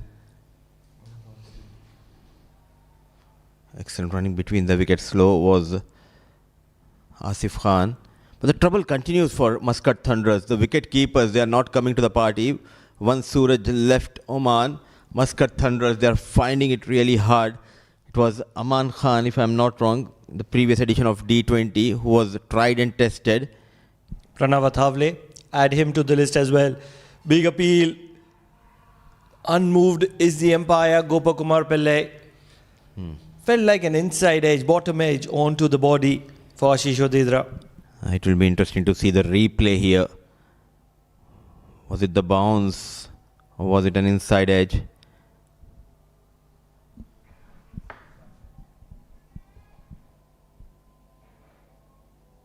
Sweeps well, finds the gap. One of his favourite shots, Ashish Odedra gets a boundary for himself. I really don't understand the tactics of Nadeem Khan. Being a left-arm orthodox, you have plenty of coverage towards the offside. But coming into the right-hand batter, swept nicely. Going down on one knee quickly and finds the boundary behind the square. So talking about the wicket keepers, they're just not finding a right man behind the stumps. Promoted up the order, 2 games. Not finding his rhythm with the bat is the new addition, Wagle, for Muscat Thunders. And it's not just with the wicketkeeper. Yes, wicketkeeper is a problem. Athavale hasn't been able to get runs. Aman Khan struggled. Now it is Wagle who is also struggling. But it is also the left arm spin. That has been a huge problem, huge trouble for them. I think they had got Anurag Singh, was a big disappointment. Don't want to be harsh on him, but that's the best way I can put it. Huge disappointment. And that is where they're looking for the right matches at the moment. 6 runs from the first over of Nadeem Khan. 2 overs done, 9 for the loss of 1.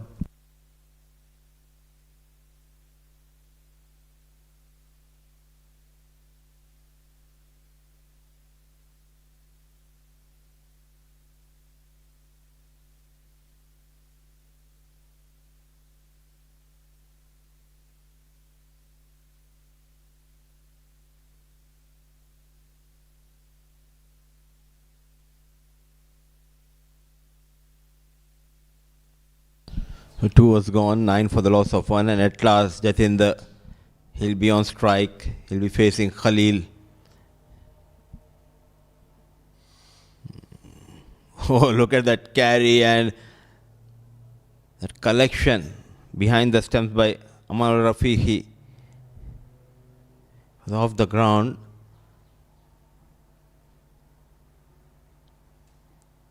He has got that pace, raw pace for Khalil.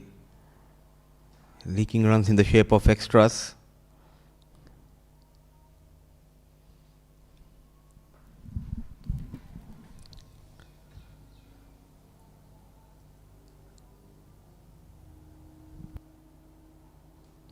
Sliding down the leg. There is protection in the deep, so just a single. That's a strong area for Jatinder Singh. You don't want to be bowling to Jatinder Singh there. 13th delivery of the second innings and the very first delivery faced by Jatinder Singh. This is where they need to understand. Your main man, he is the one who needs to face as many as deliveries possible in the first 6 overs. Played with soft hands, guiding towards that short third. That has been the problem in the first innings for Renaissance Challengers as well. Hamad Mirza was off the strike for almost 20-21 deliveries. He got those quick runs but lost his shape. But there's one important thing that I want to talk to you about, Mudipa, is that number 3 is Ashish Odedra, who bats at number 4. Yes, number 5 has to be Sandeep Gaur. And that's been another concern.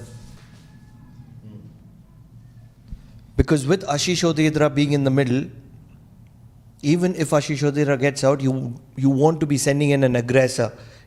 They have the option of Soumya Sampat, but he cannot be batting at number 4 because if he comes in at number 4, he cannot go all guns blazing, and that puts pressure on either Ashish Odedra or Jatinder Singh, 2 prized batters.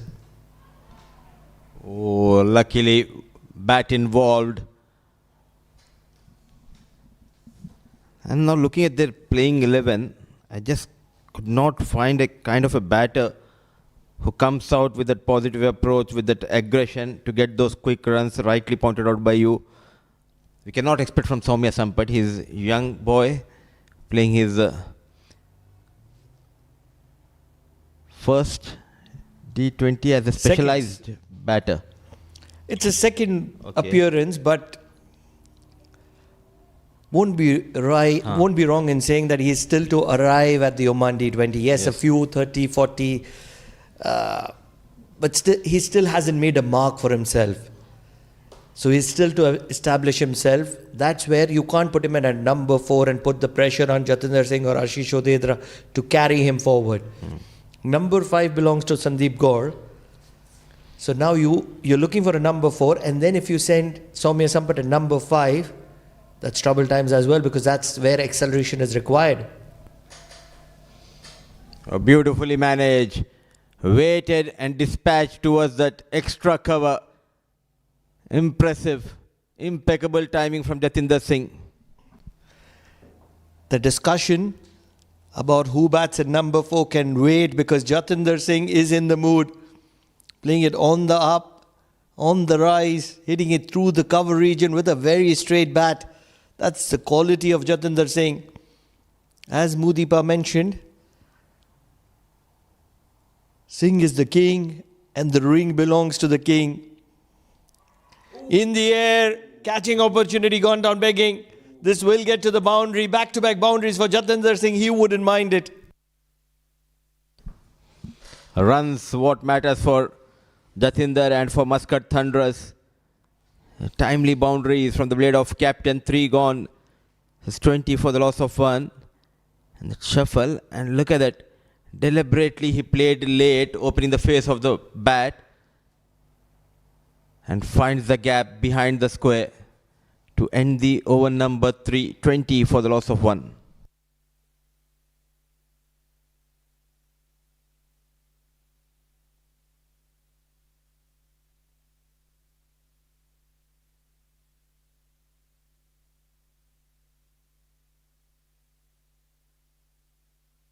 Nadeem Khan continues from the Oman tail end. And just with that, our discussion about the number 4 continues. I think they missed the trick by not including Rana Mohammad Naeem. Could have been the player who could get you runs at the top of the order, or else you can easily use him at that number 5, number 6 position, wherein he can come the last 5 overs and go after the bowlers, because Chandrasekhar, yes, he can bat, but you cannot rely on him. But you can rely on Jatinder Singh. The class of Jatinder Singh, making room, goes towards that extra cover, dealing in boundaries. Almost reads Nadeem Khan like a book. He's played good amount of cricket in the nets, knows he's going to be angling into the right-hander. That's where he makes room. And nobody in the deep on the offside. That's where he just has to get over the head of the fielder at covers. Does it to perfection. Gets a boundary in the process. How about Ganesh Chandrasekhar? 2 options. Rana Naeem coming in at the top of the order, and Aryadev Singh coming in at number 4. As an offshore recruit, I think he might be able to do more justice at number 4. And Rana Naeem can go bonkers right at the top, get a start. Yes. That's option number 1. Gets a single. Option number 2 is get Ganesh Chandrasekhar as a floater at number 4 and allow him to play the power game. Him at 4 and Sandeep Gaur at number 5. If things work out, then they get a healthy start where they don't need a big finish. And that's where Soumya Sampat will be able to do some justice at number 6, number 7. Sweeps well. There is protection in the deep, so just a single. Option 1 looks good to me. Demoting wicket keeper. These surfaces are not easy for a newcomer straight away to come and get those runs. So give him some time, get him in the middle order, rightly said by you, Pranav. Oh, look at that. Yet again, finds the gap. Boundary number 4 for Captain Jatinder Singh, and more runs for Thunders. There is an option number 3, which Jatinder is choosing for. Do bulk of the scoring in the top 3, and the question for number 4 just doesn't arise. That's exactly what he's doing. Short of length, tongued it through the offside. What an incredible strike from the bat of Jatinder Singh, the man in form.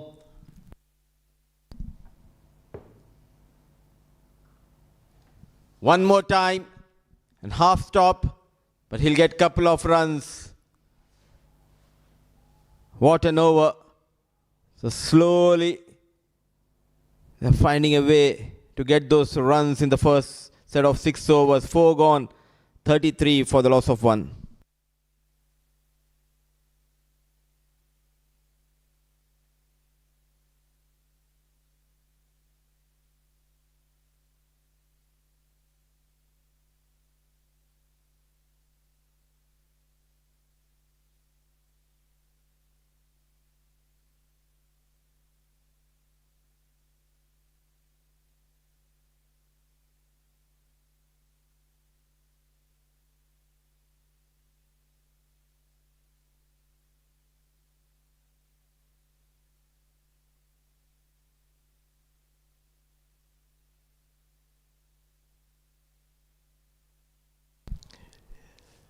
You don't have to wait for too long to get Sufyan Mahmood into the attack.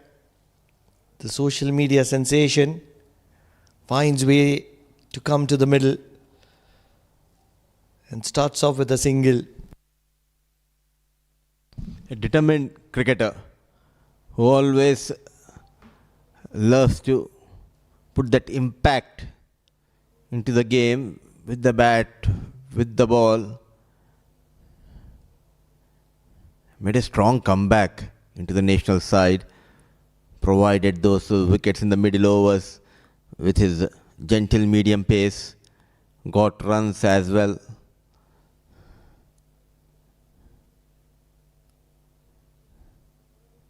Taking his own time, making those adjustments. using the feed, just falling short of the fielder. And also in today's game they dropped Jay Chelavada, the fast bowler, and they included Kavish, did not bowl a single over. So instead of Kavish, they could have easily opted for Rana Naeem. The only way I can justify Kavisha is probably they're trying to nurture a youngster for great future days. That's the only way I can justify it. Because at the moment, I don't see Kavisha playing a responsible role. Just like how Soumya Sampat is never trusted with the ball despite being an ace off spinner in the under-19 circuit. But that's what cricket is all about. You have to be the best player in the field. A great player in the under-19 circuit, a leader in the under-19 circuit, a champion in the under-19 circuit. But when you come to the Premier League, it is the Premier League. But in the process, someone like Rana Naeem, he has been benched for the second game in a row in this tournament.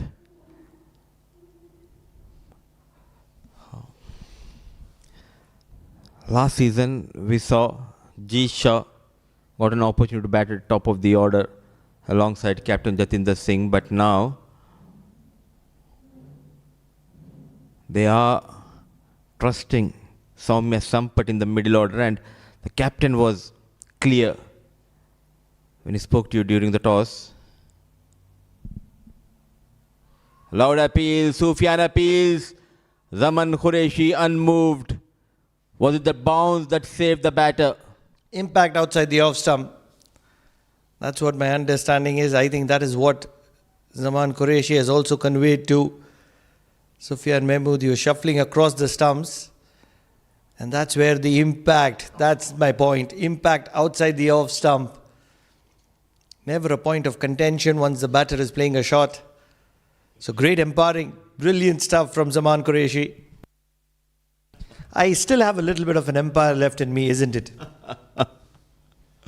Testing times when Sufyan Mahmood is bowling from where you are standing from your end.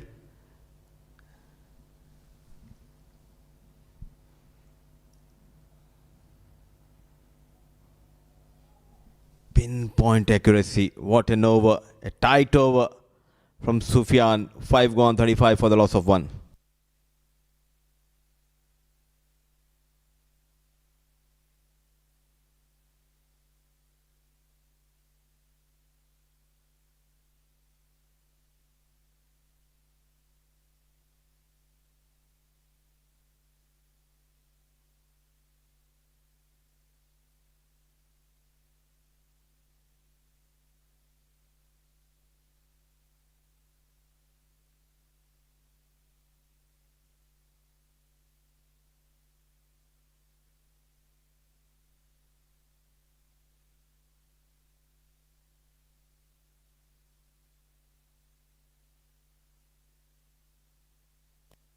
Amar Shah brought into the attack. Things change by a big margin for Renaissance challengers over tournaments, and it's very difficult to catch up on. One of the prime batters for Renaissance challengers, Amar Shah, batting at a number 9 this season, even below Shehbaz. How can you justify that?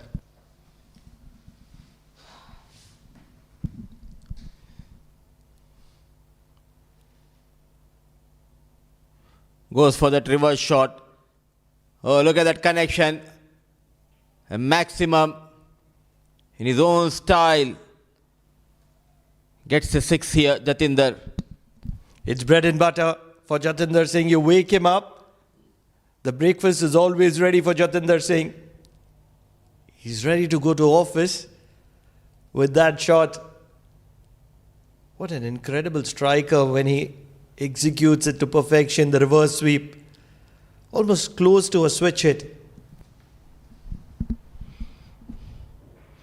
Goes toward leg side and finds the man. It's a huge moment in this game. The captain departs. Amir Shah strikes. Shehbaz makes no mistake. What an incredible moment in this game. Jatinder Singh was threatening to take the game away. He was striking at 200. And all of a sudden, Sufyan Mahmood, the age-old warhorse of Renaissance challengers, places himself to perfection. Holds on to a ball that was travelling like a trace of bullet. Amir Shah will be appreciating this wicket because more than the bowling of Amir Shah, it was the catching of Sufyan Mahmood. Second wicket down for Muscat Thunders. Jatinder Singh, the captain of Muscat Thunders, walks back to the dugout. 26 of 14 for him, 41 for the loss of 2. Muscat Thunders.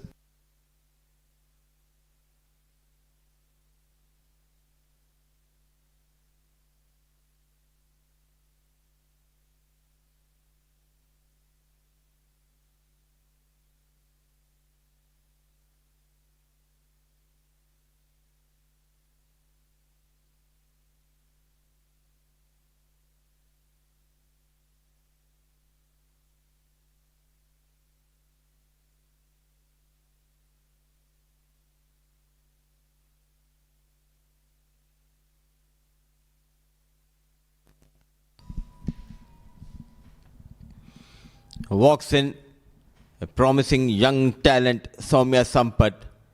Yet again, this pair, they need to get runs as they did in the previous outing in a losing cause. But today, they know the target.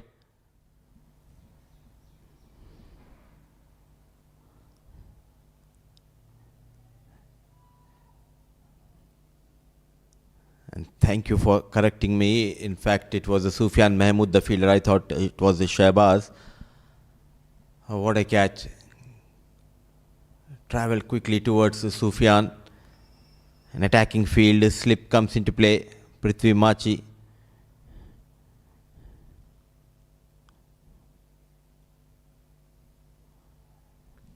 Straight away off the mark with that push towards the leg side.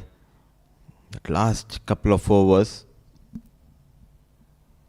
clearly belongs to the bowling side. Not only they stopped the flow of runs, but also in the process got that big wicket of Jatinder. Exactly 100 required from here for Thunders.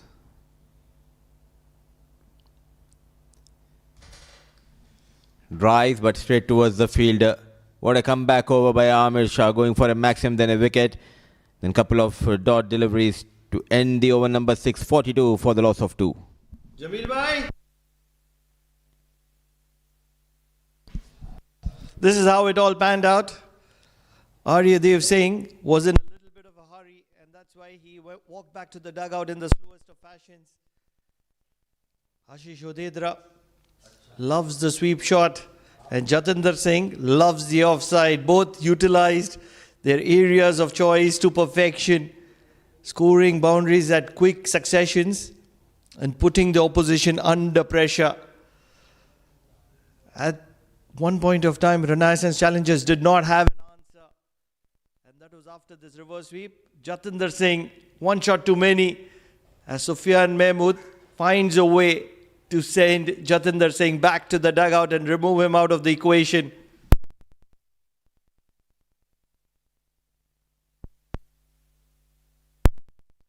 Sufyan Mahmood, what a gem of a delivery. Cuts Soumya Sampath in 2 halves. So the answer is Soumya Sampath at number 4. Do you think it's a good ploy? Because it's a pressure situation.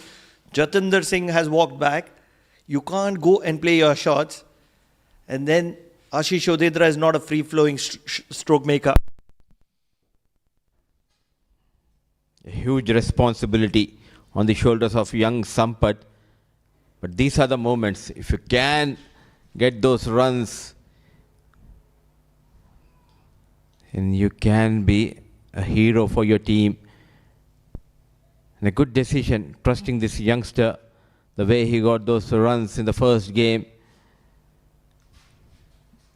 Backing Soumya Sampath is the captain, Jatinder Singh. Straight away promotion. Plenty of overs left, ample of time. today is a different condition.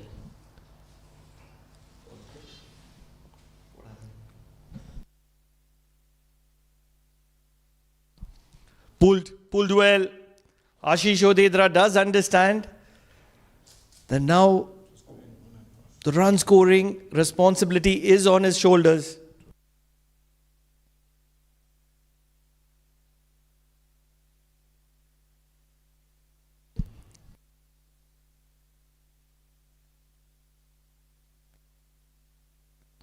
Sufyan Mahmood, just 3 runs in the 9 deliveries that he's bowled.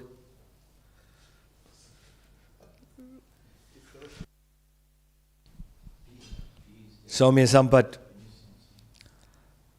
in a very different kind of a game today. What does he have to offer? Outside edge, opens the face of the bat. Something that you don't want to be seeing as a top order batter is to open the face of the bat to a pacer with the quality of Sufyan Mahmood.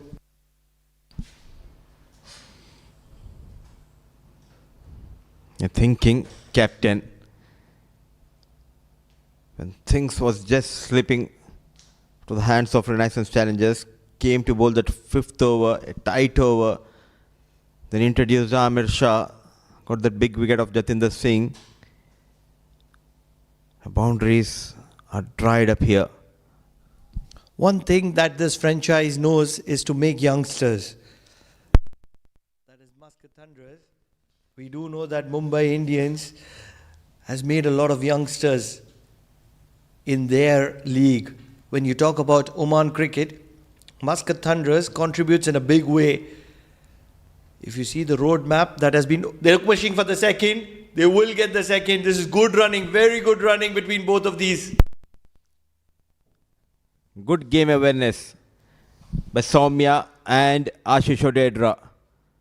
It was played with soft hands, away from the bowler, away from the mid-on and mid-wicket, and running hard.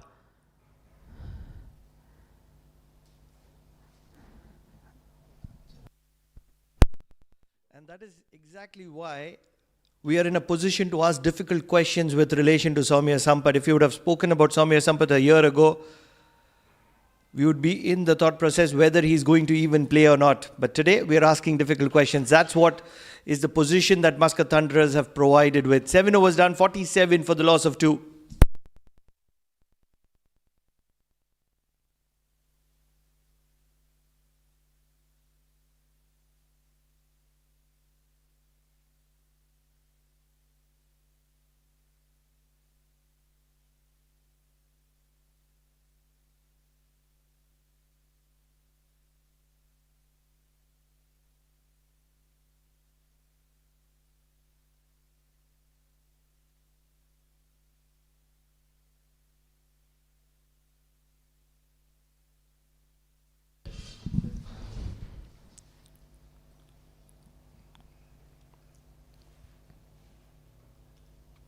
Beautifully managed.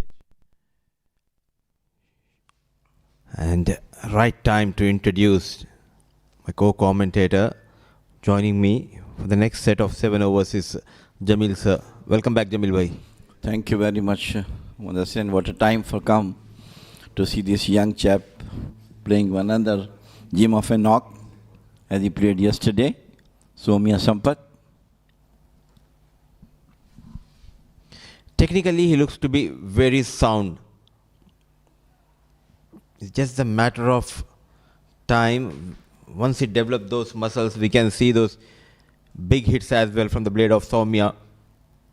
Early days for this young boy.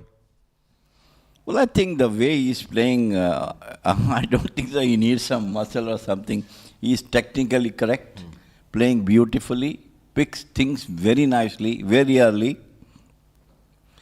Running between the wickets is extremely beautiful.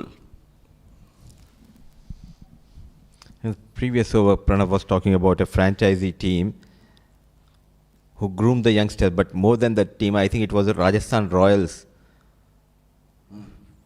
The first season of Indian Premier League, where under the leadership of great legend Shane Warne, where He groomed the youngsters. Played with soft hands, yes and no. Rightly sent back by Sampat. In 2008 Rajasthan Royals, he groomed many players who later went on to represent India, the likes of Yusuf Pathan, Ravindra Jadeja, Munaf Patel. Lord appeal and finger goes up. Oh, Odedra is not happy. But the boys in black and red, they celebrate.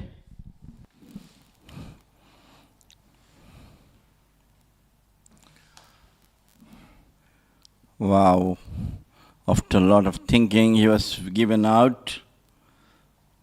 And what a wicket for United challengers. But things looking good for Muscat Thunders. Suddenly,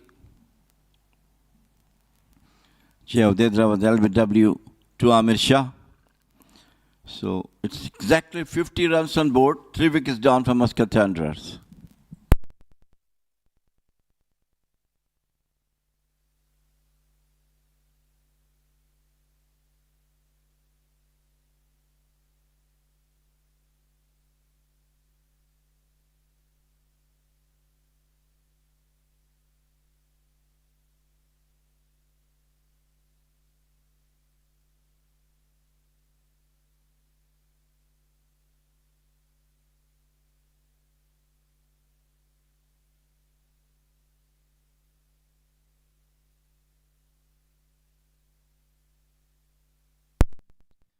When things looked for good for Muscat Thunders, suddenly Javdedra was LBW to a very good delivery from Amir Shah.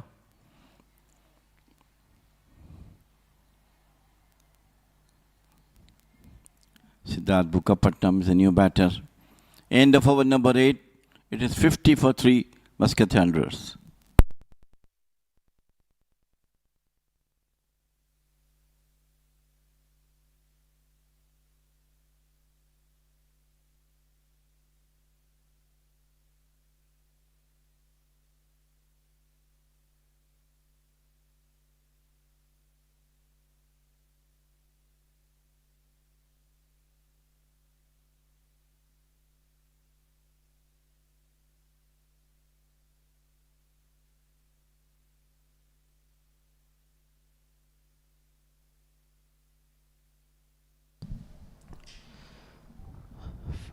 .50 on board. They have lost Ashish Odedra in the previous over. And Shahbaz Hussain has been introduced for the first time.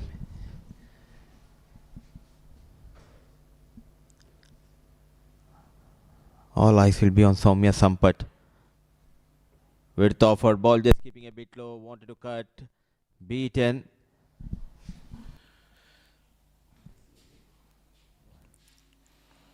This boy has really impressed each and every one. 1 or 2 more seasons. After that, he will be definitely a solid player, might be in the national team.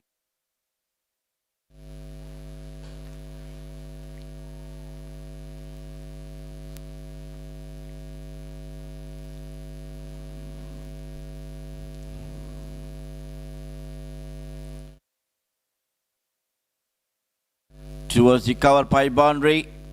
It's a much needed boundary for Muscat Thunders. Came through the bat of Siddharth Bukapatnam. Nicely placed the gap between cover point and gully. I'm sorry, this is Soumya Sampat who played that beautiful cut shot.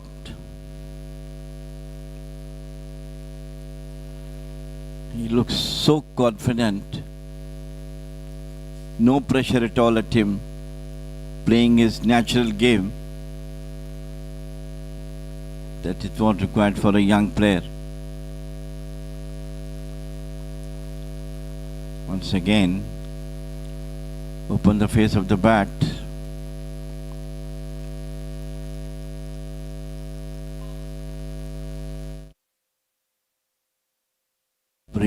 confidence. Soumya Sampath.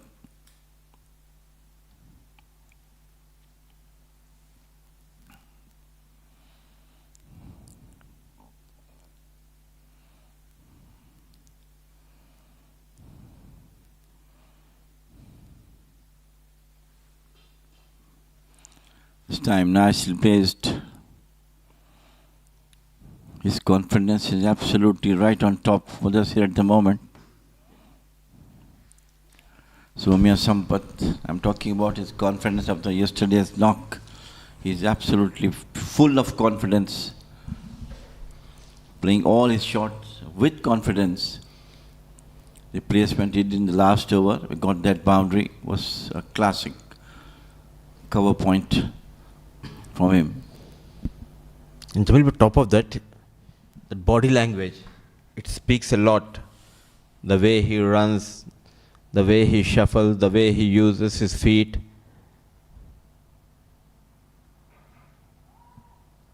Another quick single. This boy is lightning quick. Absolutely brilliant running between the wickets. Every time he's on his toes, the moment calls up, he just go for the run. Quality of a great batter coming up in this boy. Always looking for those runs, quick runs.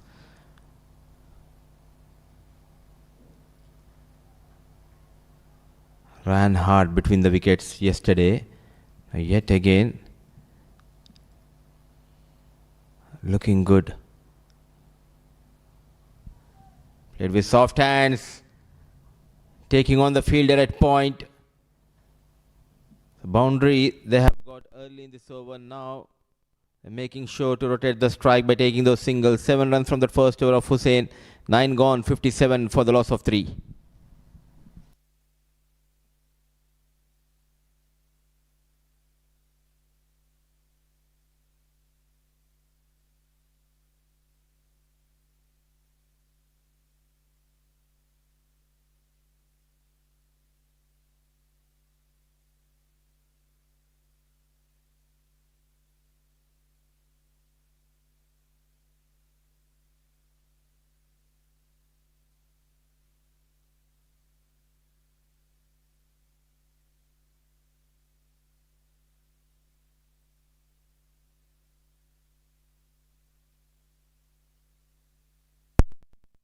Bowling change from the Oman talent.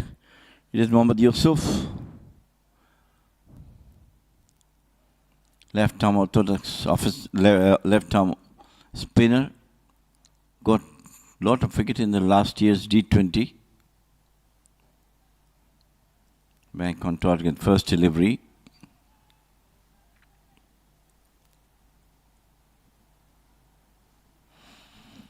Was talking about the IPL? Well, I think introduction of IPL changed the complexion of the game in entire cricket world.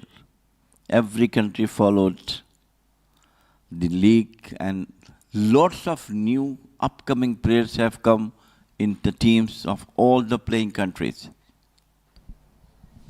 There's an interesting fact. IPL was introduced in 2008. 2007, India lifted the first T20 World Cup. But it took almost 16 years for them, after the introduction of IPL, to lift that T20 World Cup. So sometimes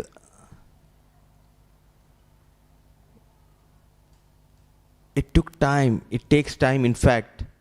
You need to follow the process. Yes, it has given wings to newcomers, well-established players. There were some financial benefits coming from that league. But interestingly, India took almost 16 years after the introduction of IPL to lift the second T20 World Cup. Yeah, it happens, you know. The one who pioneered something, it takes time to come back.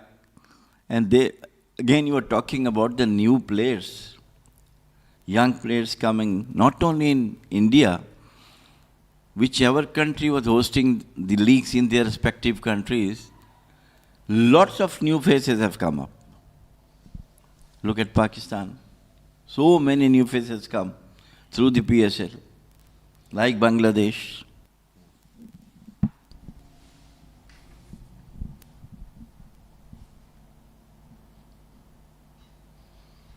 Another quick single.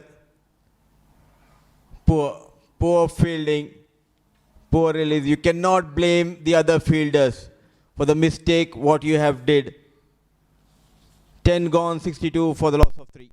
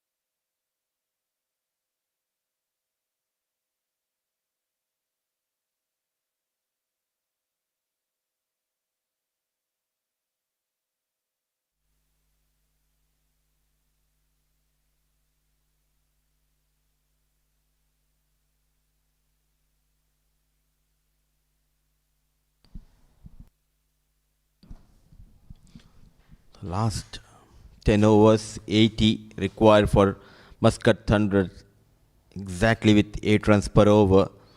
Sampat yet again anchoring this run chase. Alongside him is Bukapatnam. And Shahbaz will continue after the drinks break with the ball from Oman LNG end.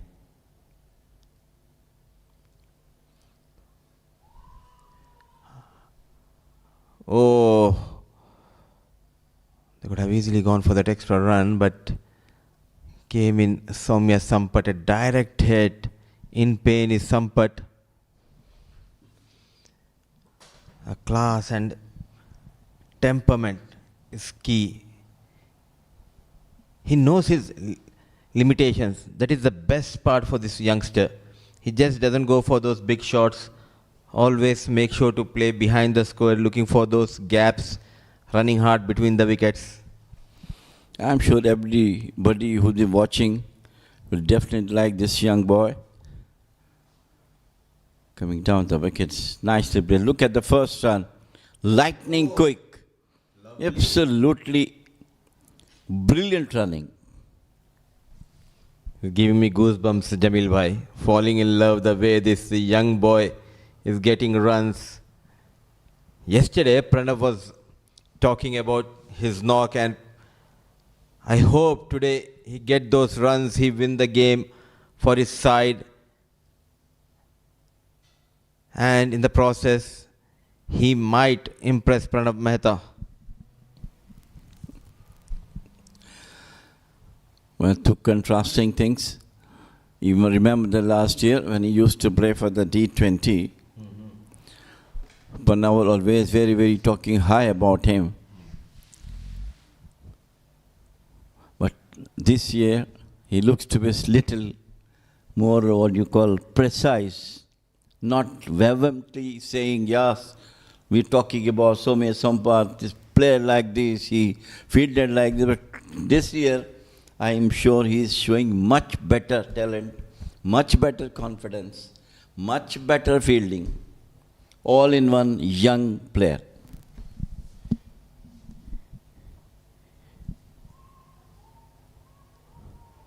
Yes and no, never the second run.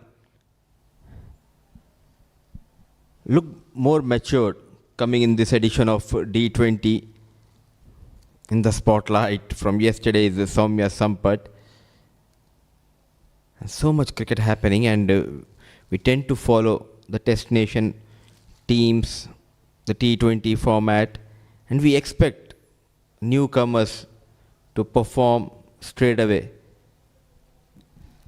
Well, I think the recent under-19 tournament definitely gave him more confidence playing for Oman. And that's why I feel that this time he looks to be more confident right from the word go. Oh my God. What is happening there? Funny. Yes, no. One batter is almost coming to shake hand. The wickets were open. Unfortunately, it couldn't stuck well. Siddharth Bukapatnam thought whenever the ball connects the bat of Soumya, there will be a single, but this time was never interested. It travelled quickly towards the fielder at point, and lucky escape for Bukapatnam at the non-striker end.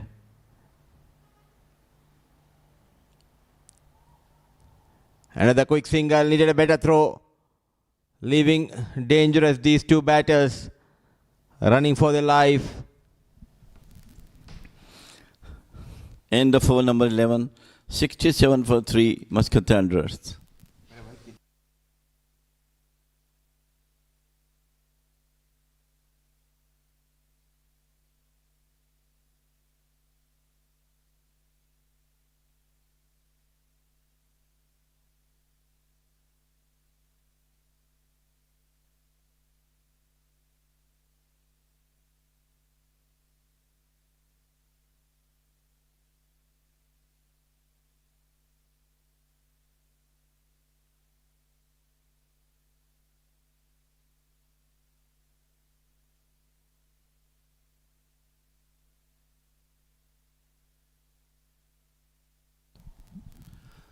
Mohammad Yusuf continued to bowl. Top edge, and this is the most soft dismissal we have seen. Trying to go over that cover fielder. Some turn offered by Yusuf. Slow in the air, beautifully bowled. Invited him to go for the drive. The last minute ball just drifting away from Sampath, and an easy catch taken by Nadeem. That's the end of Sampath, managing 17 of 20, 67 for the loss of 4.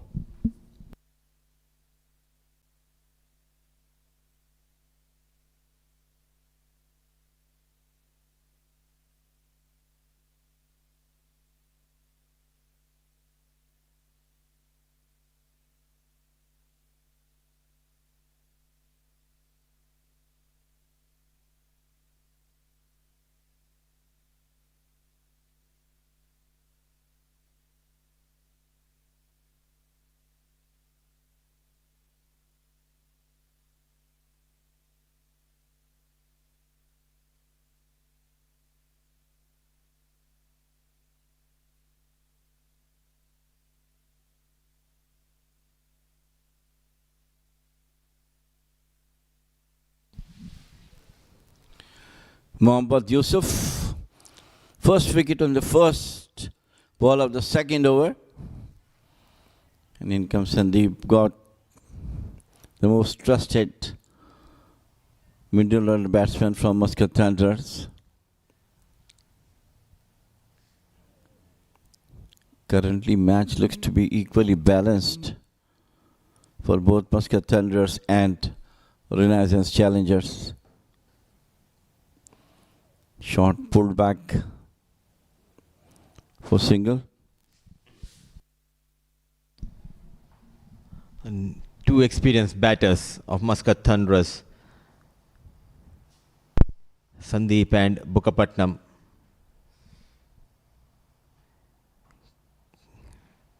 Can they get those remaining runs for Thunders? They cannot afford another loss in this tournament, wherein Renaissance Challengers, they were able to get those wickets and also keeping that run rate in check.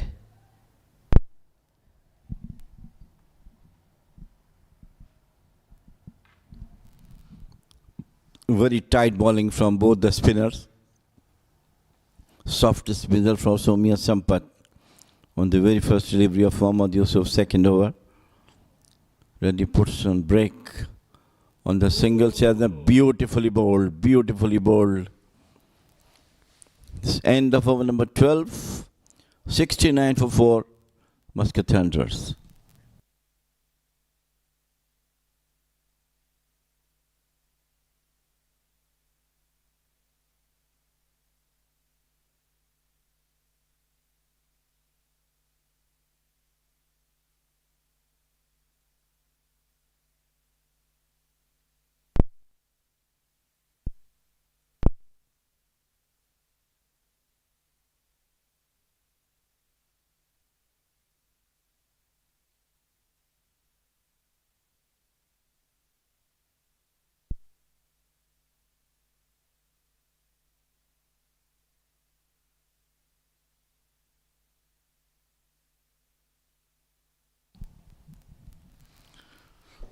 Another bowling chain, Amerat Shah has been brought in. This time bowled from the Oman LNGN.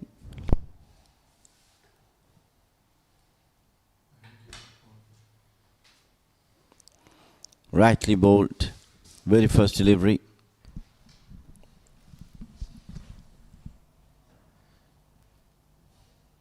So one more time. A total above 140 looks enough. The team bowling second here.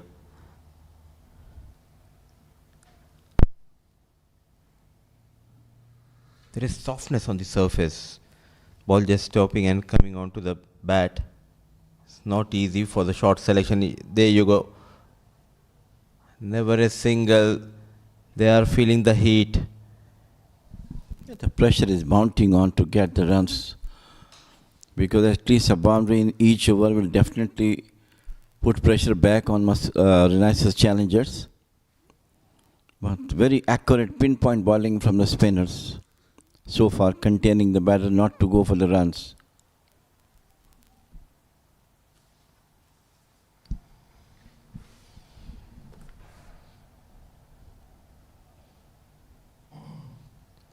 Things looking a bit difficult for Thunders. That required run rate is almost nearing 10 runs per over.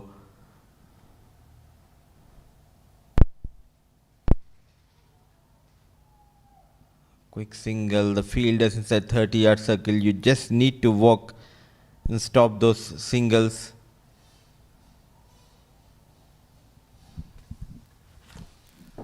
Well, I think if you do have a decent bowling lineup, 145, 150 is a good total to defend.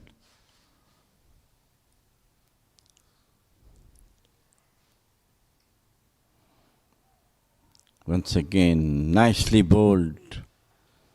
End of our very, very good over from Amerat Shah. 13 gone, 71 for 4 Muscat Thunders.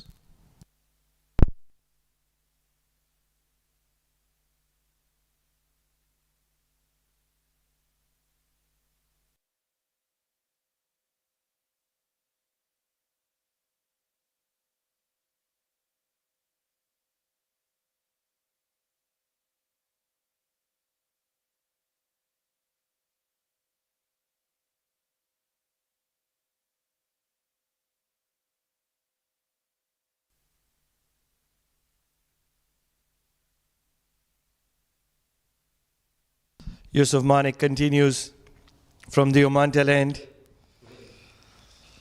for the last set of 7 overs.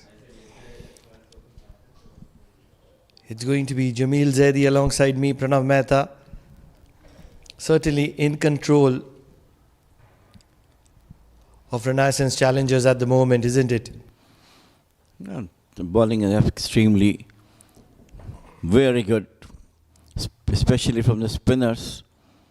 Just trying to bowl slightly short of the length towards the batters. Does not give any ample time to play onto the onside.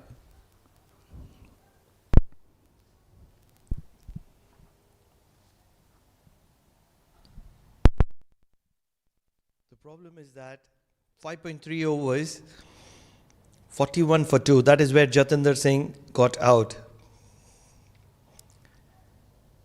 And if you look from there, 8 overs, they've managed to get 30 odd runs. And that's where the entire trouble has come in. Ashish Odedra, 15 of 22. Soumya Sampath, 17 of 20. Siddharth Bukkapatnam, 7 of 16. And that's the reason for the entire chaos. All credit goes to the spinners of Renaissance Challengers, both Amir Shah, Manik Yusuf, Amir Shah. They all bowled superbly.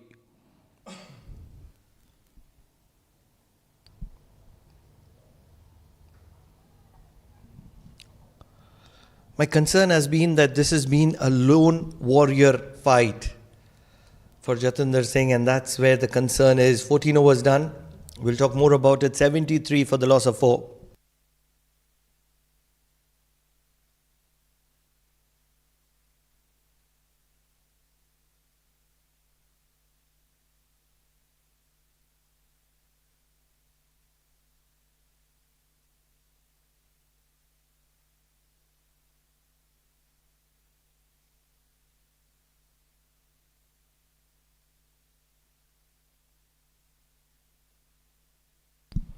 Amir Shah, who looked very ordinary when Jatinder Singh was batting, all of a sudden looks unplayable. How much of this do you agree with me, Jamil Bhai? Perfectly, 100% agreed with you. I think from last 2 seasons we have seen the dependence of Muscat Thunders on the batting of Jatinder Singh, which I think is not a good sign of a good team. And that is why I want somebody like Sandeep Gaur batting in at number 5. I want a strong batter at number 4.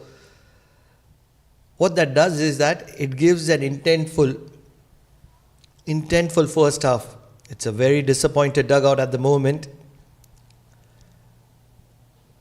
They don't have the answers to the problems that they are facing. Only and only if they take those difficult decisions, there might be a solution. You have to have a strong number 4. Sandeep has to bat at number 5. He's batting number 6. And if things don't happen in the top 5, then you leave it to maybe Soumya Sampath coming in at number 6, number 7. You have the likes of Siddharth Bukkapatnam. But at the moment, if you are promoting them at number 4, number 5, when they don't have the power game, means you're already giving up on the game. But now nobody is performing at all they're talking about. That's the issue.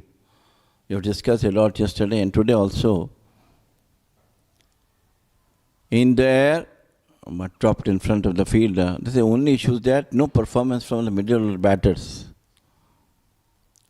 End of over number 5. Still one delivery to go. My question is as simple as this. Are you expecting Siddharth Bukkapatnam or Soumya Sampath to be striking at 120, 130, 140? If yes, then do the other side players have the all right permission to go all out? Because if that's not happening, then you're in a little bit of trouble. Good running, great presence of mind, great game awareness. Converting a single into a double, 6 runs from that over of Amir Shah. 15 overs done. Still 63 required of the remaining 5 overs with 6 wickets in hand.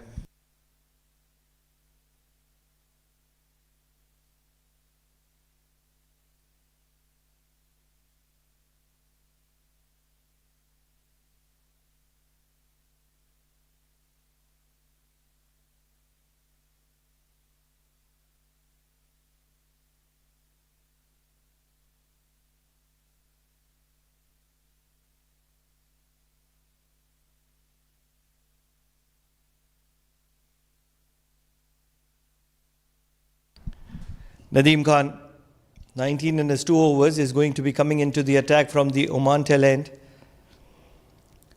And my only option is that, for example, you're batting Ganesh Chandrasekhar at number 4, outside edge. This will certainly get to the boundary. Sandeep Gaur will take a little bit of a breather, sigh of relief with that boundary. Much relief. Badly required those boundaries for Muscat Thunders. This time outside stoppage of the bat through the vacant third man. Most valuable 4 runs. We're talking about the issue we are discussing. What I feel that they do not have those resources apart from whatever they are available to them. Except one point which you said, I agree.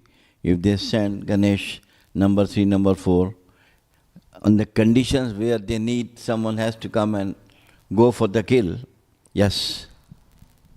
The biggest advantage that they get with Ganesh Chandrasekhar at number 4 is that sliding down the leg will be required to reload. If Ganesh Chandrasekhar gets that 30-40, he'll get it quickly. And what that does is, it gives them a chance. They would better be placed at 120 for the loss of 6. Rather than 85 for the loss of 4. Because if they were at 120, they need another 20 runs. 20-25 runs in the last 5 overs. They will take that with 2 hands. Even if they have remaining 4 wickets. But right now, they are so far behind the game that even with the resources available, Sandeep Gaur is still in the middle. Ganesh Chandrasekhar is yet to come. It looks very unlikely for Muscat Thunders to win from here. You get my point? Yeah, I agree with you. But I still remember that couple of innings that Sandeep Gaur has played under those special circumstances that we have in this match also. If you stay till the end, I'm sure he might take the team to a win. Somebody has to give him support like what Siddharth is giving at the moment. Heaved straight down the ground. Striking at just over 50 at the moment is Siddharth Bukapatnam. 16 overs done, 88 for the loss of 4. Still 54 required in the remaining 4 overs.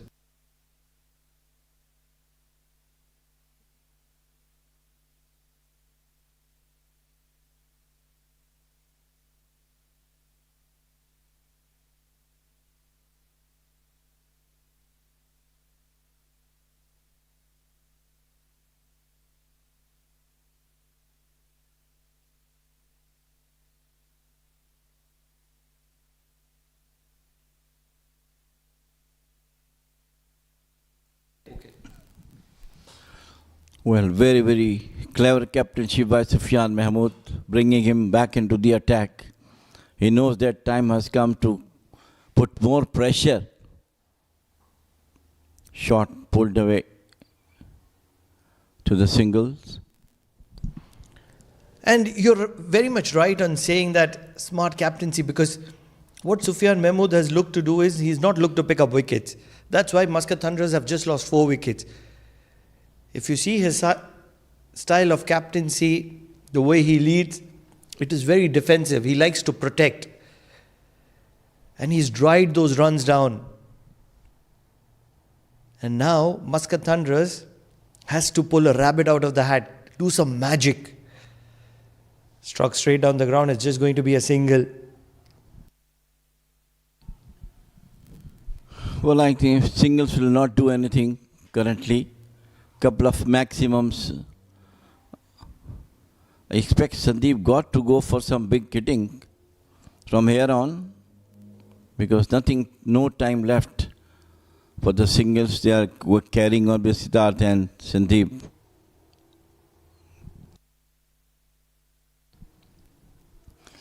One has to take the cue.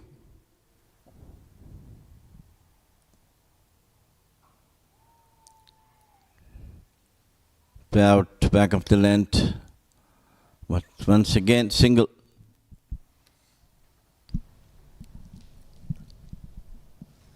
This is not working in favour of Muscat Thunders at the moment. Sufyan Mahmood, too good a bowler, dealing in singles. What are the options? Let's understand the options. Inside out is one of the options. Behind the wickets, lot of runs.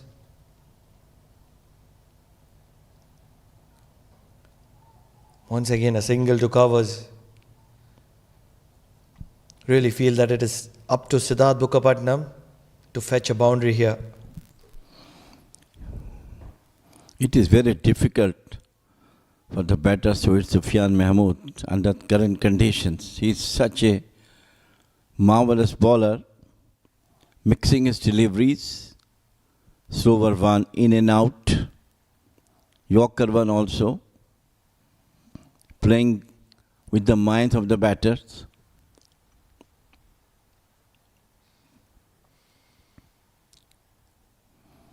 And that's why he's such a lethal bowler, especially in those conditions in which current match is on. Once again, beautifully bowled, absolutely thrilling. It went past through the bat, loud appeal, but umpire unmoved. Beautiful delivery. Just trying to heave it across the line out of desperation.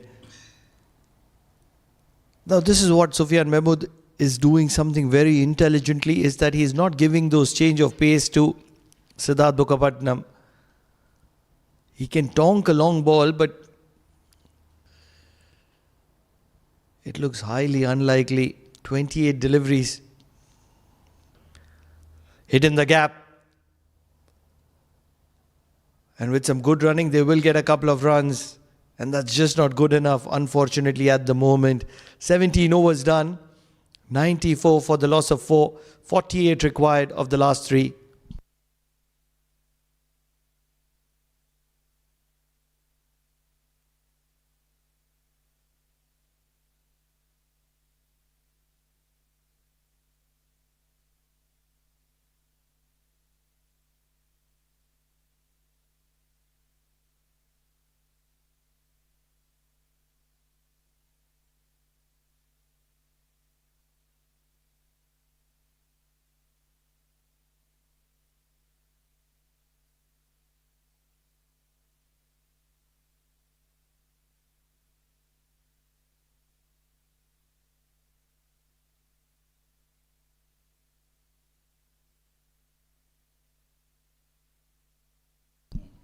Single not being taken at the moment. They need boundaries and maximums, and this is the pressure that I'm talking about. If Sandeep Gaur comes in too late, this is how he has to play. Once again, it's straight down the ground and it's not going to be taken for a single. Signs of desperation. Absolute desperation. Absolutely, you're right. Well, this thing has come because of their own mistake. They're not going to play their natural game. Come out, try to hit some maximum, like this coming down the wicket, but of no use. Now think about it. Which position would you want Sandeep Gaur to be in?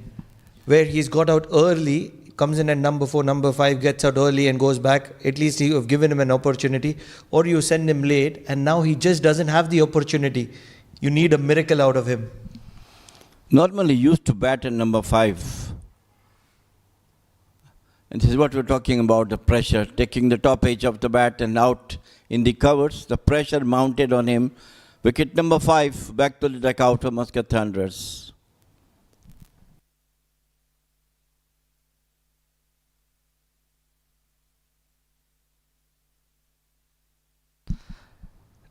Time for desperation, dug it in short.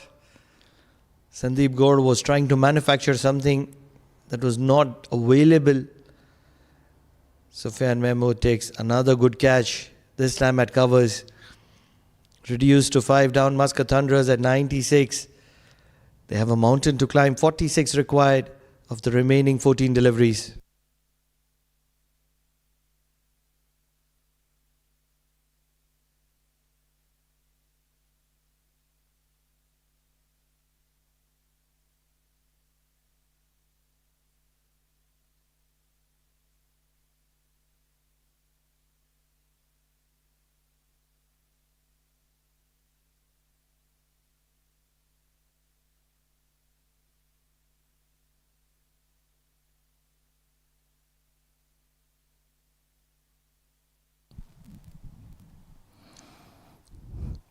The pressure of bowling superbly by the spinners of Renaissance Challengers really put brakes on the runs from the Muscat Thunderers. In comes Ganesh. Another occasion, a striker that they have up their ranks coming in at a point where the game is out of their hands. You can't expect magic in this game of cricket on a consistent basis. Yes, once in a while it might happen. Yusuf Manik, not one of the better fielders in the ranks of Renaissance Challengers, lets this one go. 18 overs done, 98 for the loss of 5. 44 required of the remaining 2 overs.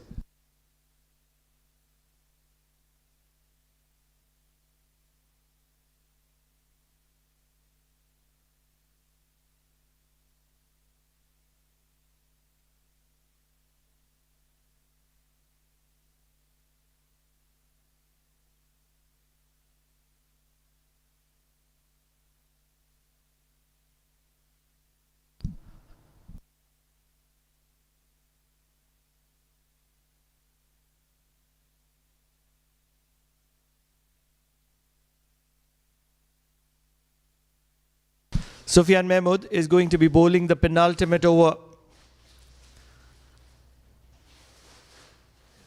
Need a magical 44. Can the likes of Ganesh Chandrasekhar or Siddharth Bukkapatnam provide that spark against the quality of Sufyan Mahmood? Dancing down the track, outside edge, goes past the fielder. They'll need a lot of this. Luck on offer for Muscat Thunders and Siddharth Bukkapatnam, and they'll take it with 2 hands. This you were talking about in the last couple of overs. That approach should have been done at least a couple of overs before. The things could have been maybe in the favour of Muscat Thunders, but from here it seems to be a bit late.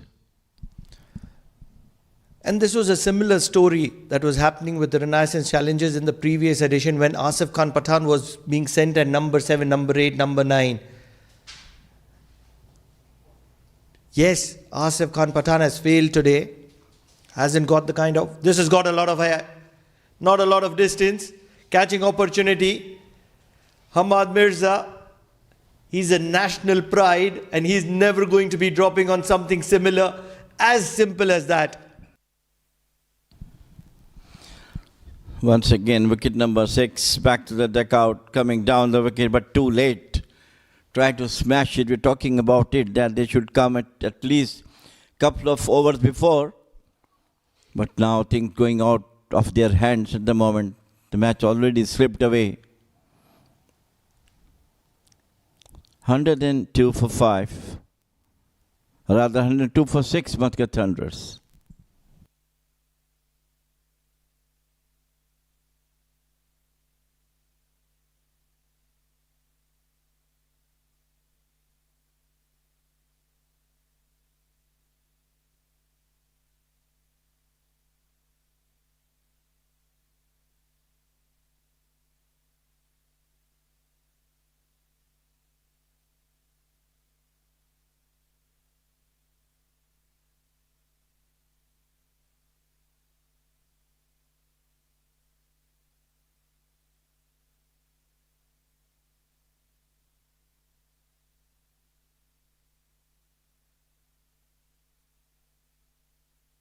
Sufyan Mahmood charging in once again. Little bit of a mix-up. Kavish Shah, first visuals of Kavish Shah, the young lad, known for his bowling skills, will have an opportunity with the bat.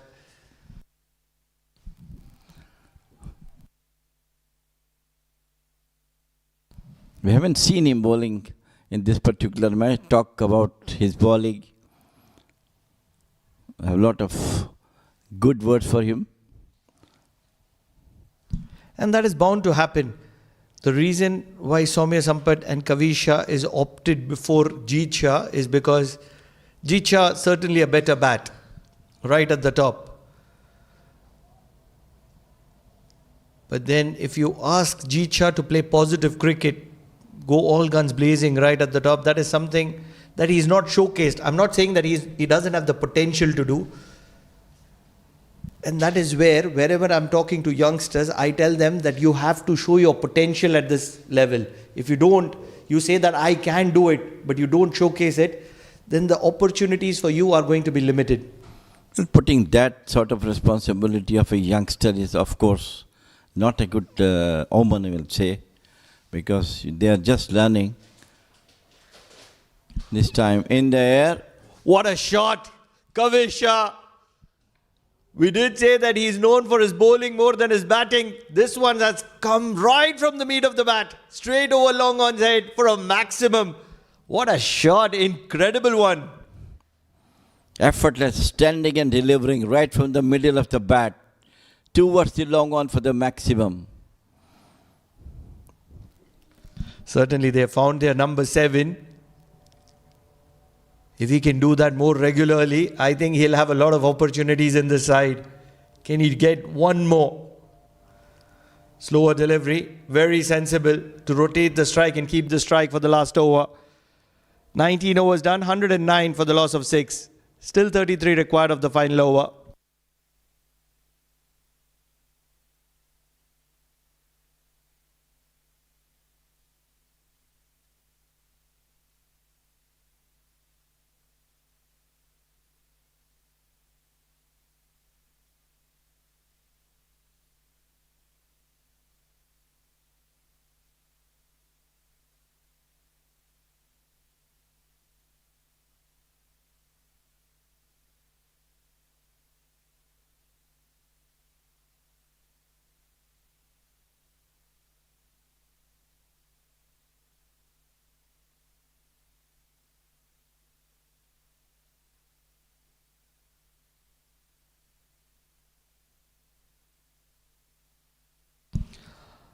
Hamdullah Khalil, almost certain that this is the kind of pace that Kavish Shah might not have seen. He's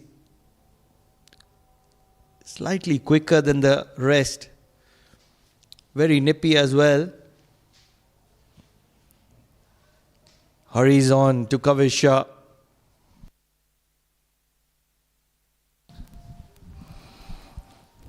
But what a maximum hit, really won the heart. Young guy coming and that much pressure.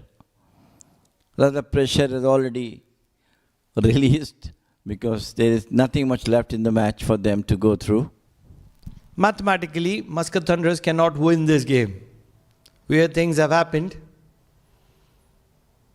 Sliding down the leg.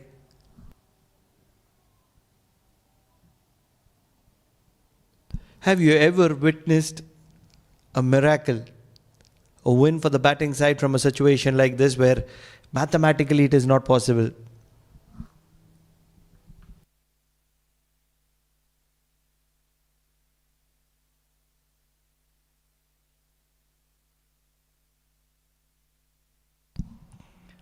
Big shot, high up in the air, fielder coming underneath it, holds on to it. Hamad Mirza is like a live magnet. He's almost everywhere.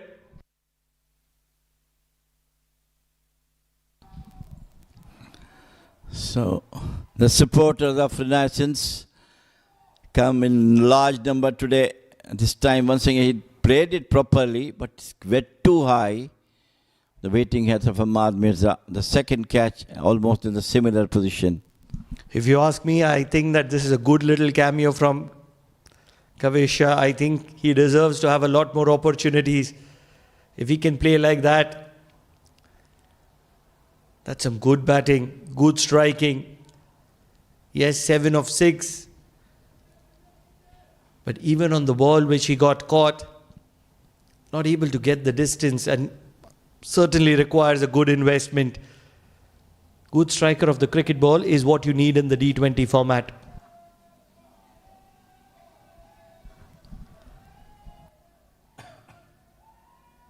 Hamdullah Khalil, 2 wickets for him, 15 runs.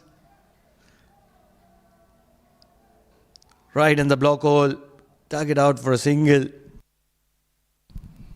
He's a quick bowler. He's got good lot of pace compared to all other bowlers from his side.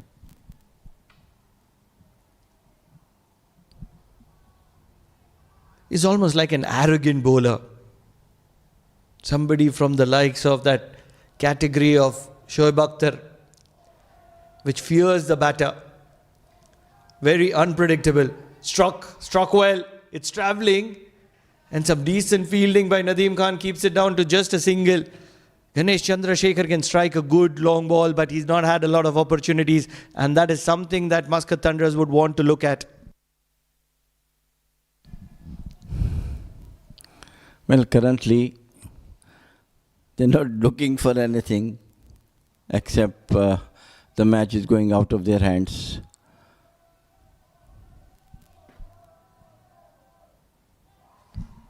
Beating the outside edge, looking for a bye, not going for the bye.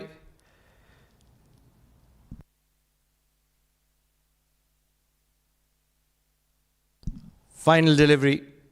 30 required of the last ball.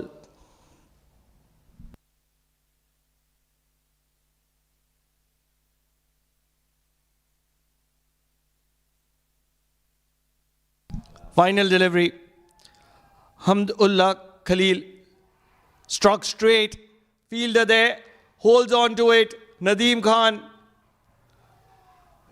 8 wickets down for Muscat Thunders on the final delivery of their allocated 20 overs. They've got to just 112. That's a sign of bother. But what a performance by Renaissance Challengers. They've been incredible in their very first appearance in the Oman D20. First victory for them. Of course, good start for this D20 league for them. And Hamdullah Khalil has got a lot of pace. Got 3 wickets also. 112 in just 20 overs. Well, a lot of things to be said coming down the wicket. This is the first one. Playing out in the hands of deep extra cover. This time swept and got the boundary which they were badly needing.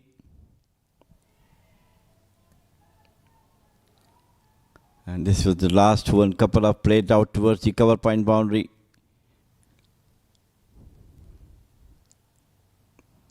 That's through to the gully for another boundary.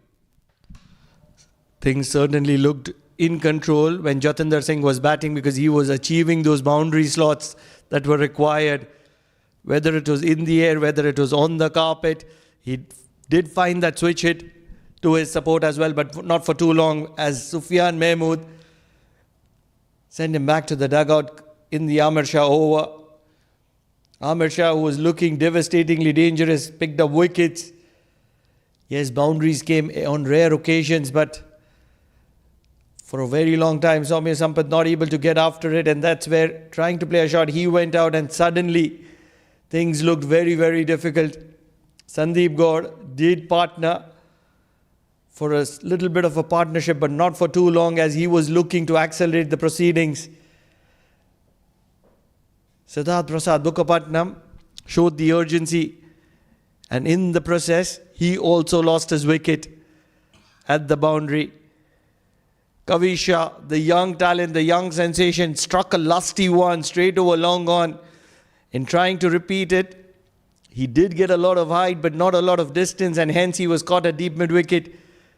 And that's where It was almost curtains towards the end, trying to heave one.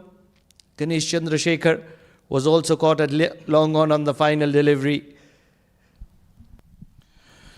Talking about the batting, Jatinder Singh Vadha scored 26 runs of 14 deliveries. Another good cameo from Ashish Udedra, 15 of 22. And then we have Siddharth Bukkapatnam, 23 of 32 deliveries. No other batter can bat more than that, what they have done. 112 for 8 with 6 extras. And Reliance won by 29 runs. Toward the bowling, once again, it was Ahmadullah Khalili who topped the bowling averages. 3 wickets for 17. And 1 wicket is for Nadeem Khan, Sufyan Mahmood. 2 wickets for Syed Amir Shah.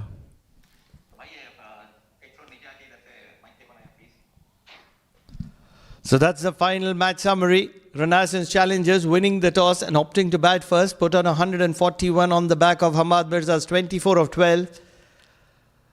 Asif Khan Pathan got 22 of 25. Sufyan Mahmood played a strong knock of 21 of 27. And when they came in for the chase, Jatinder Singh was the only batter who made a lot of difference, because 26 of 14, for everybody else, strike rate was an issue. And that's where Hamdullah Khalil got 3 wickets. Syed Amir Shah got a couple of wickets, and that broke the back of Muscat Thunders as they were restricted to 112 for the loss of 8. Renaissance Challengers won this game convincingly by 29 runs. Don't go anywhere. We'll take a short break in the comm box. On the other side, it's a post-match presentation with Mudassir Ali Qureshi.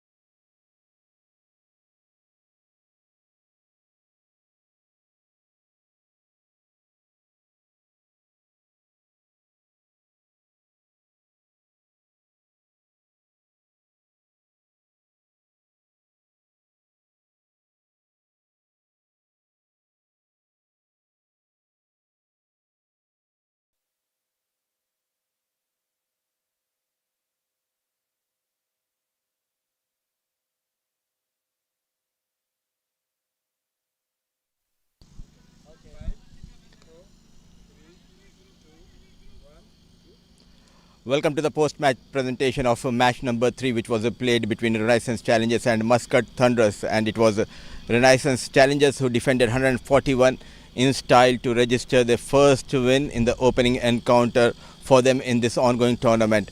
While it was another tough outing for Muscat Thunders, a complete team performance under pressure, they bowled well, and that made the difference for Renaissance Challengers tonight. Joining me in the presentation party is our match referee, Mr. Nishit Punja, who will be giving away the Player of the Match award. Quite a few notable performances from this game. The likes of Hamad Mirza, who got quick 24 of just 12 balls. Asif Khan also contributed with the bat. So was Sufyan Mahmood. Amir Shah got a couple of wickets to his name. But one bowler who made the difference with the new ball got 3 wickets to his name. What an entry for this young fast bowler here in Oman. The Player of the Match award goes to Khalil for his brilliant spell, getting 3 wickets, bowling 4 overs. What a start to this youngster here in Oman.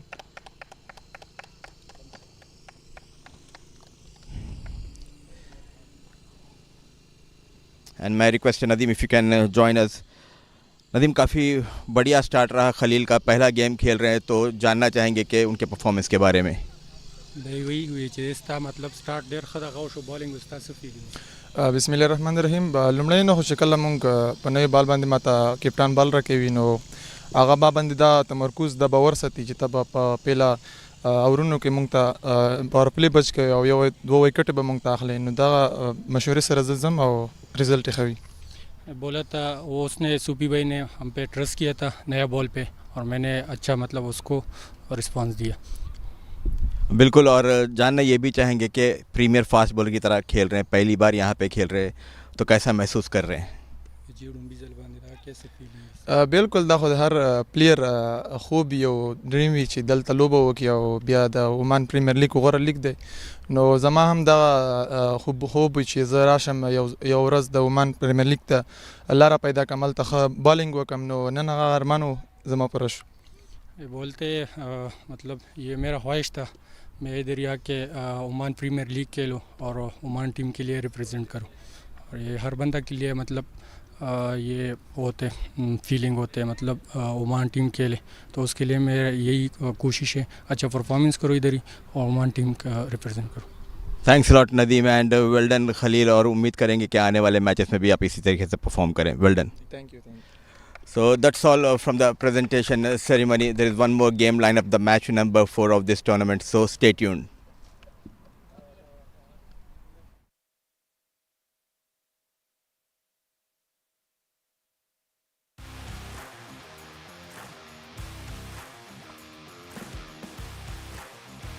He has timed that one well. That is the call, straight in. Beautiful ball. Edge the way, yes it is.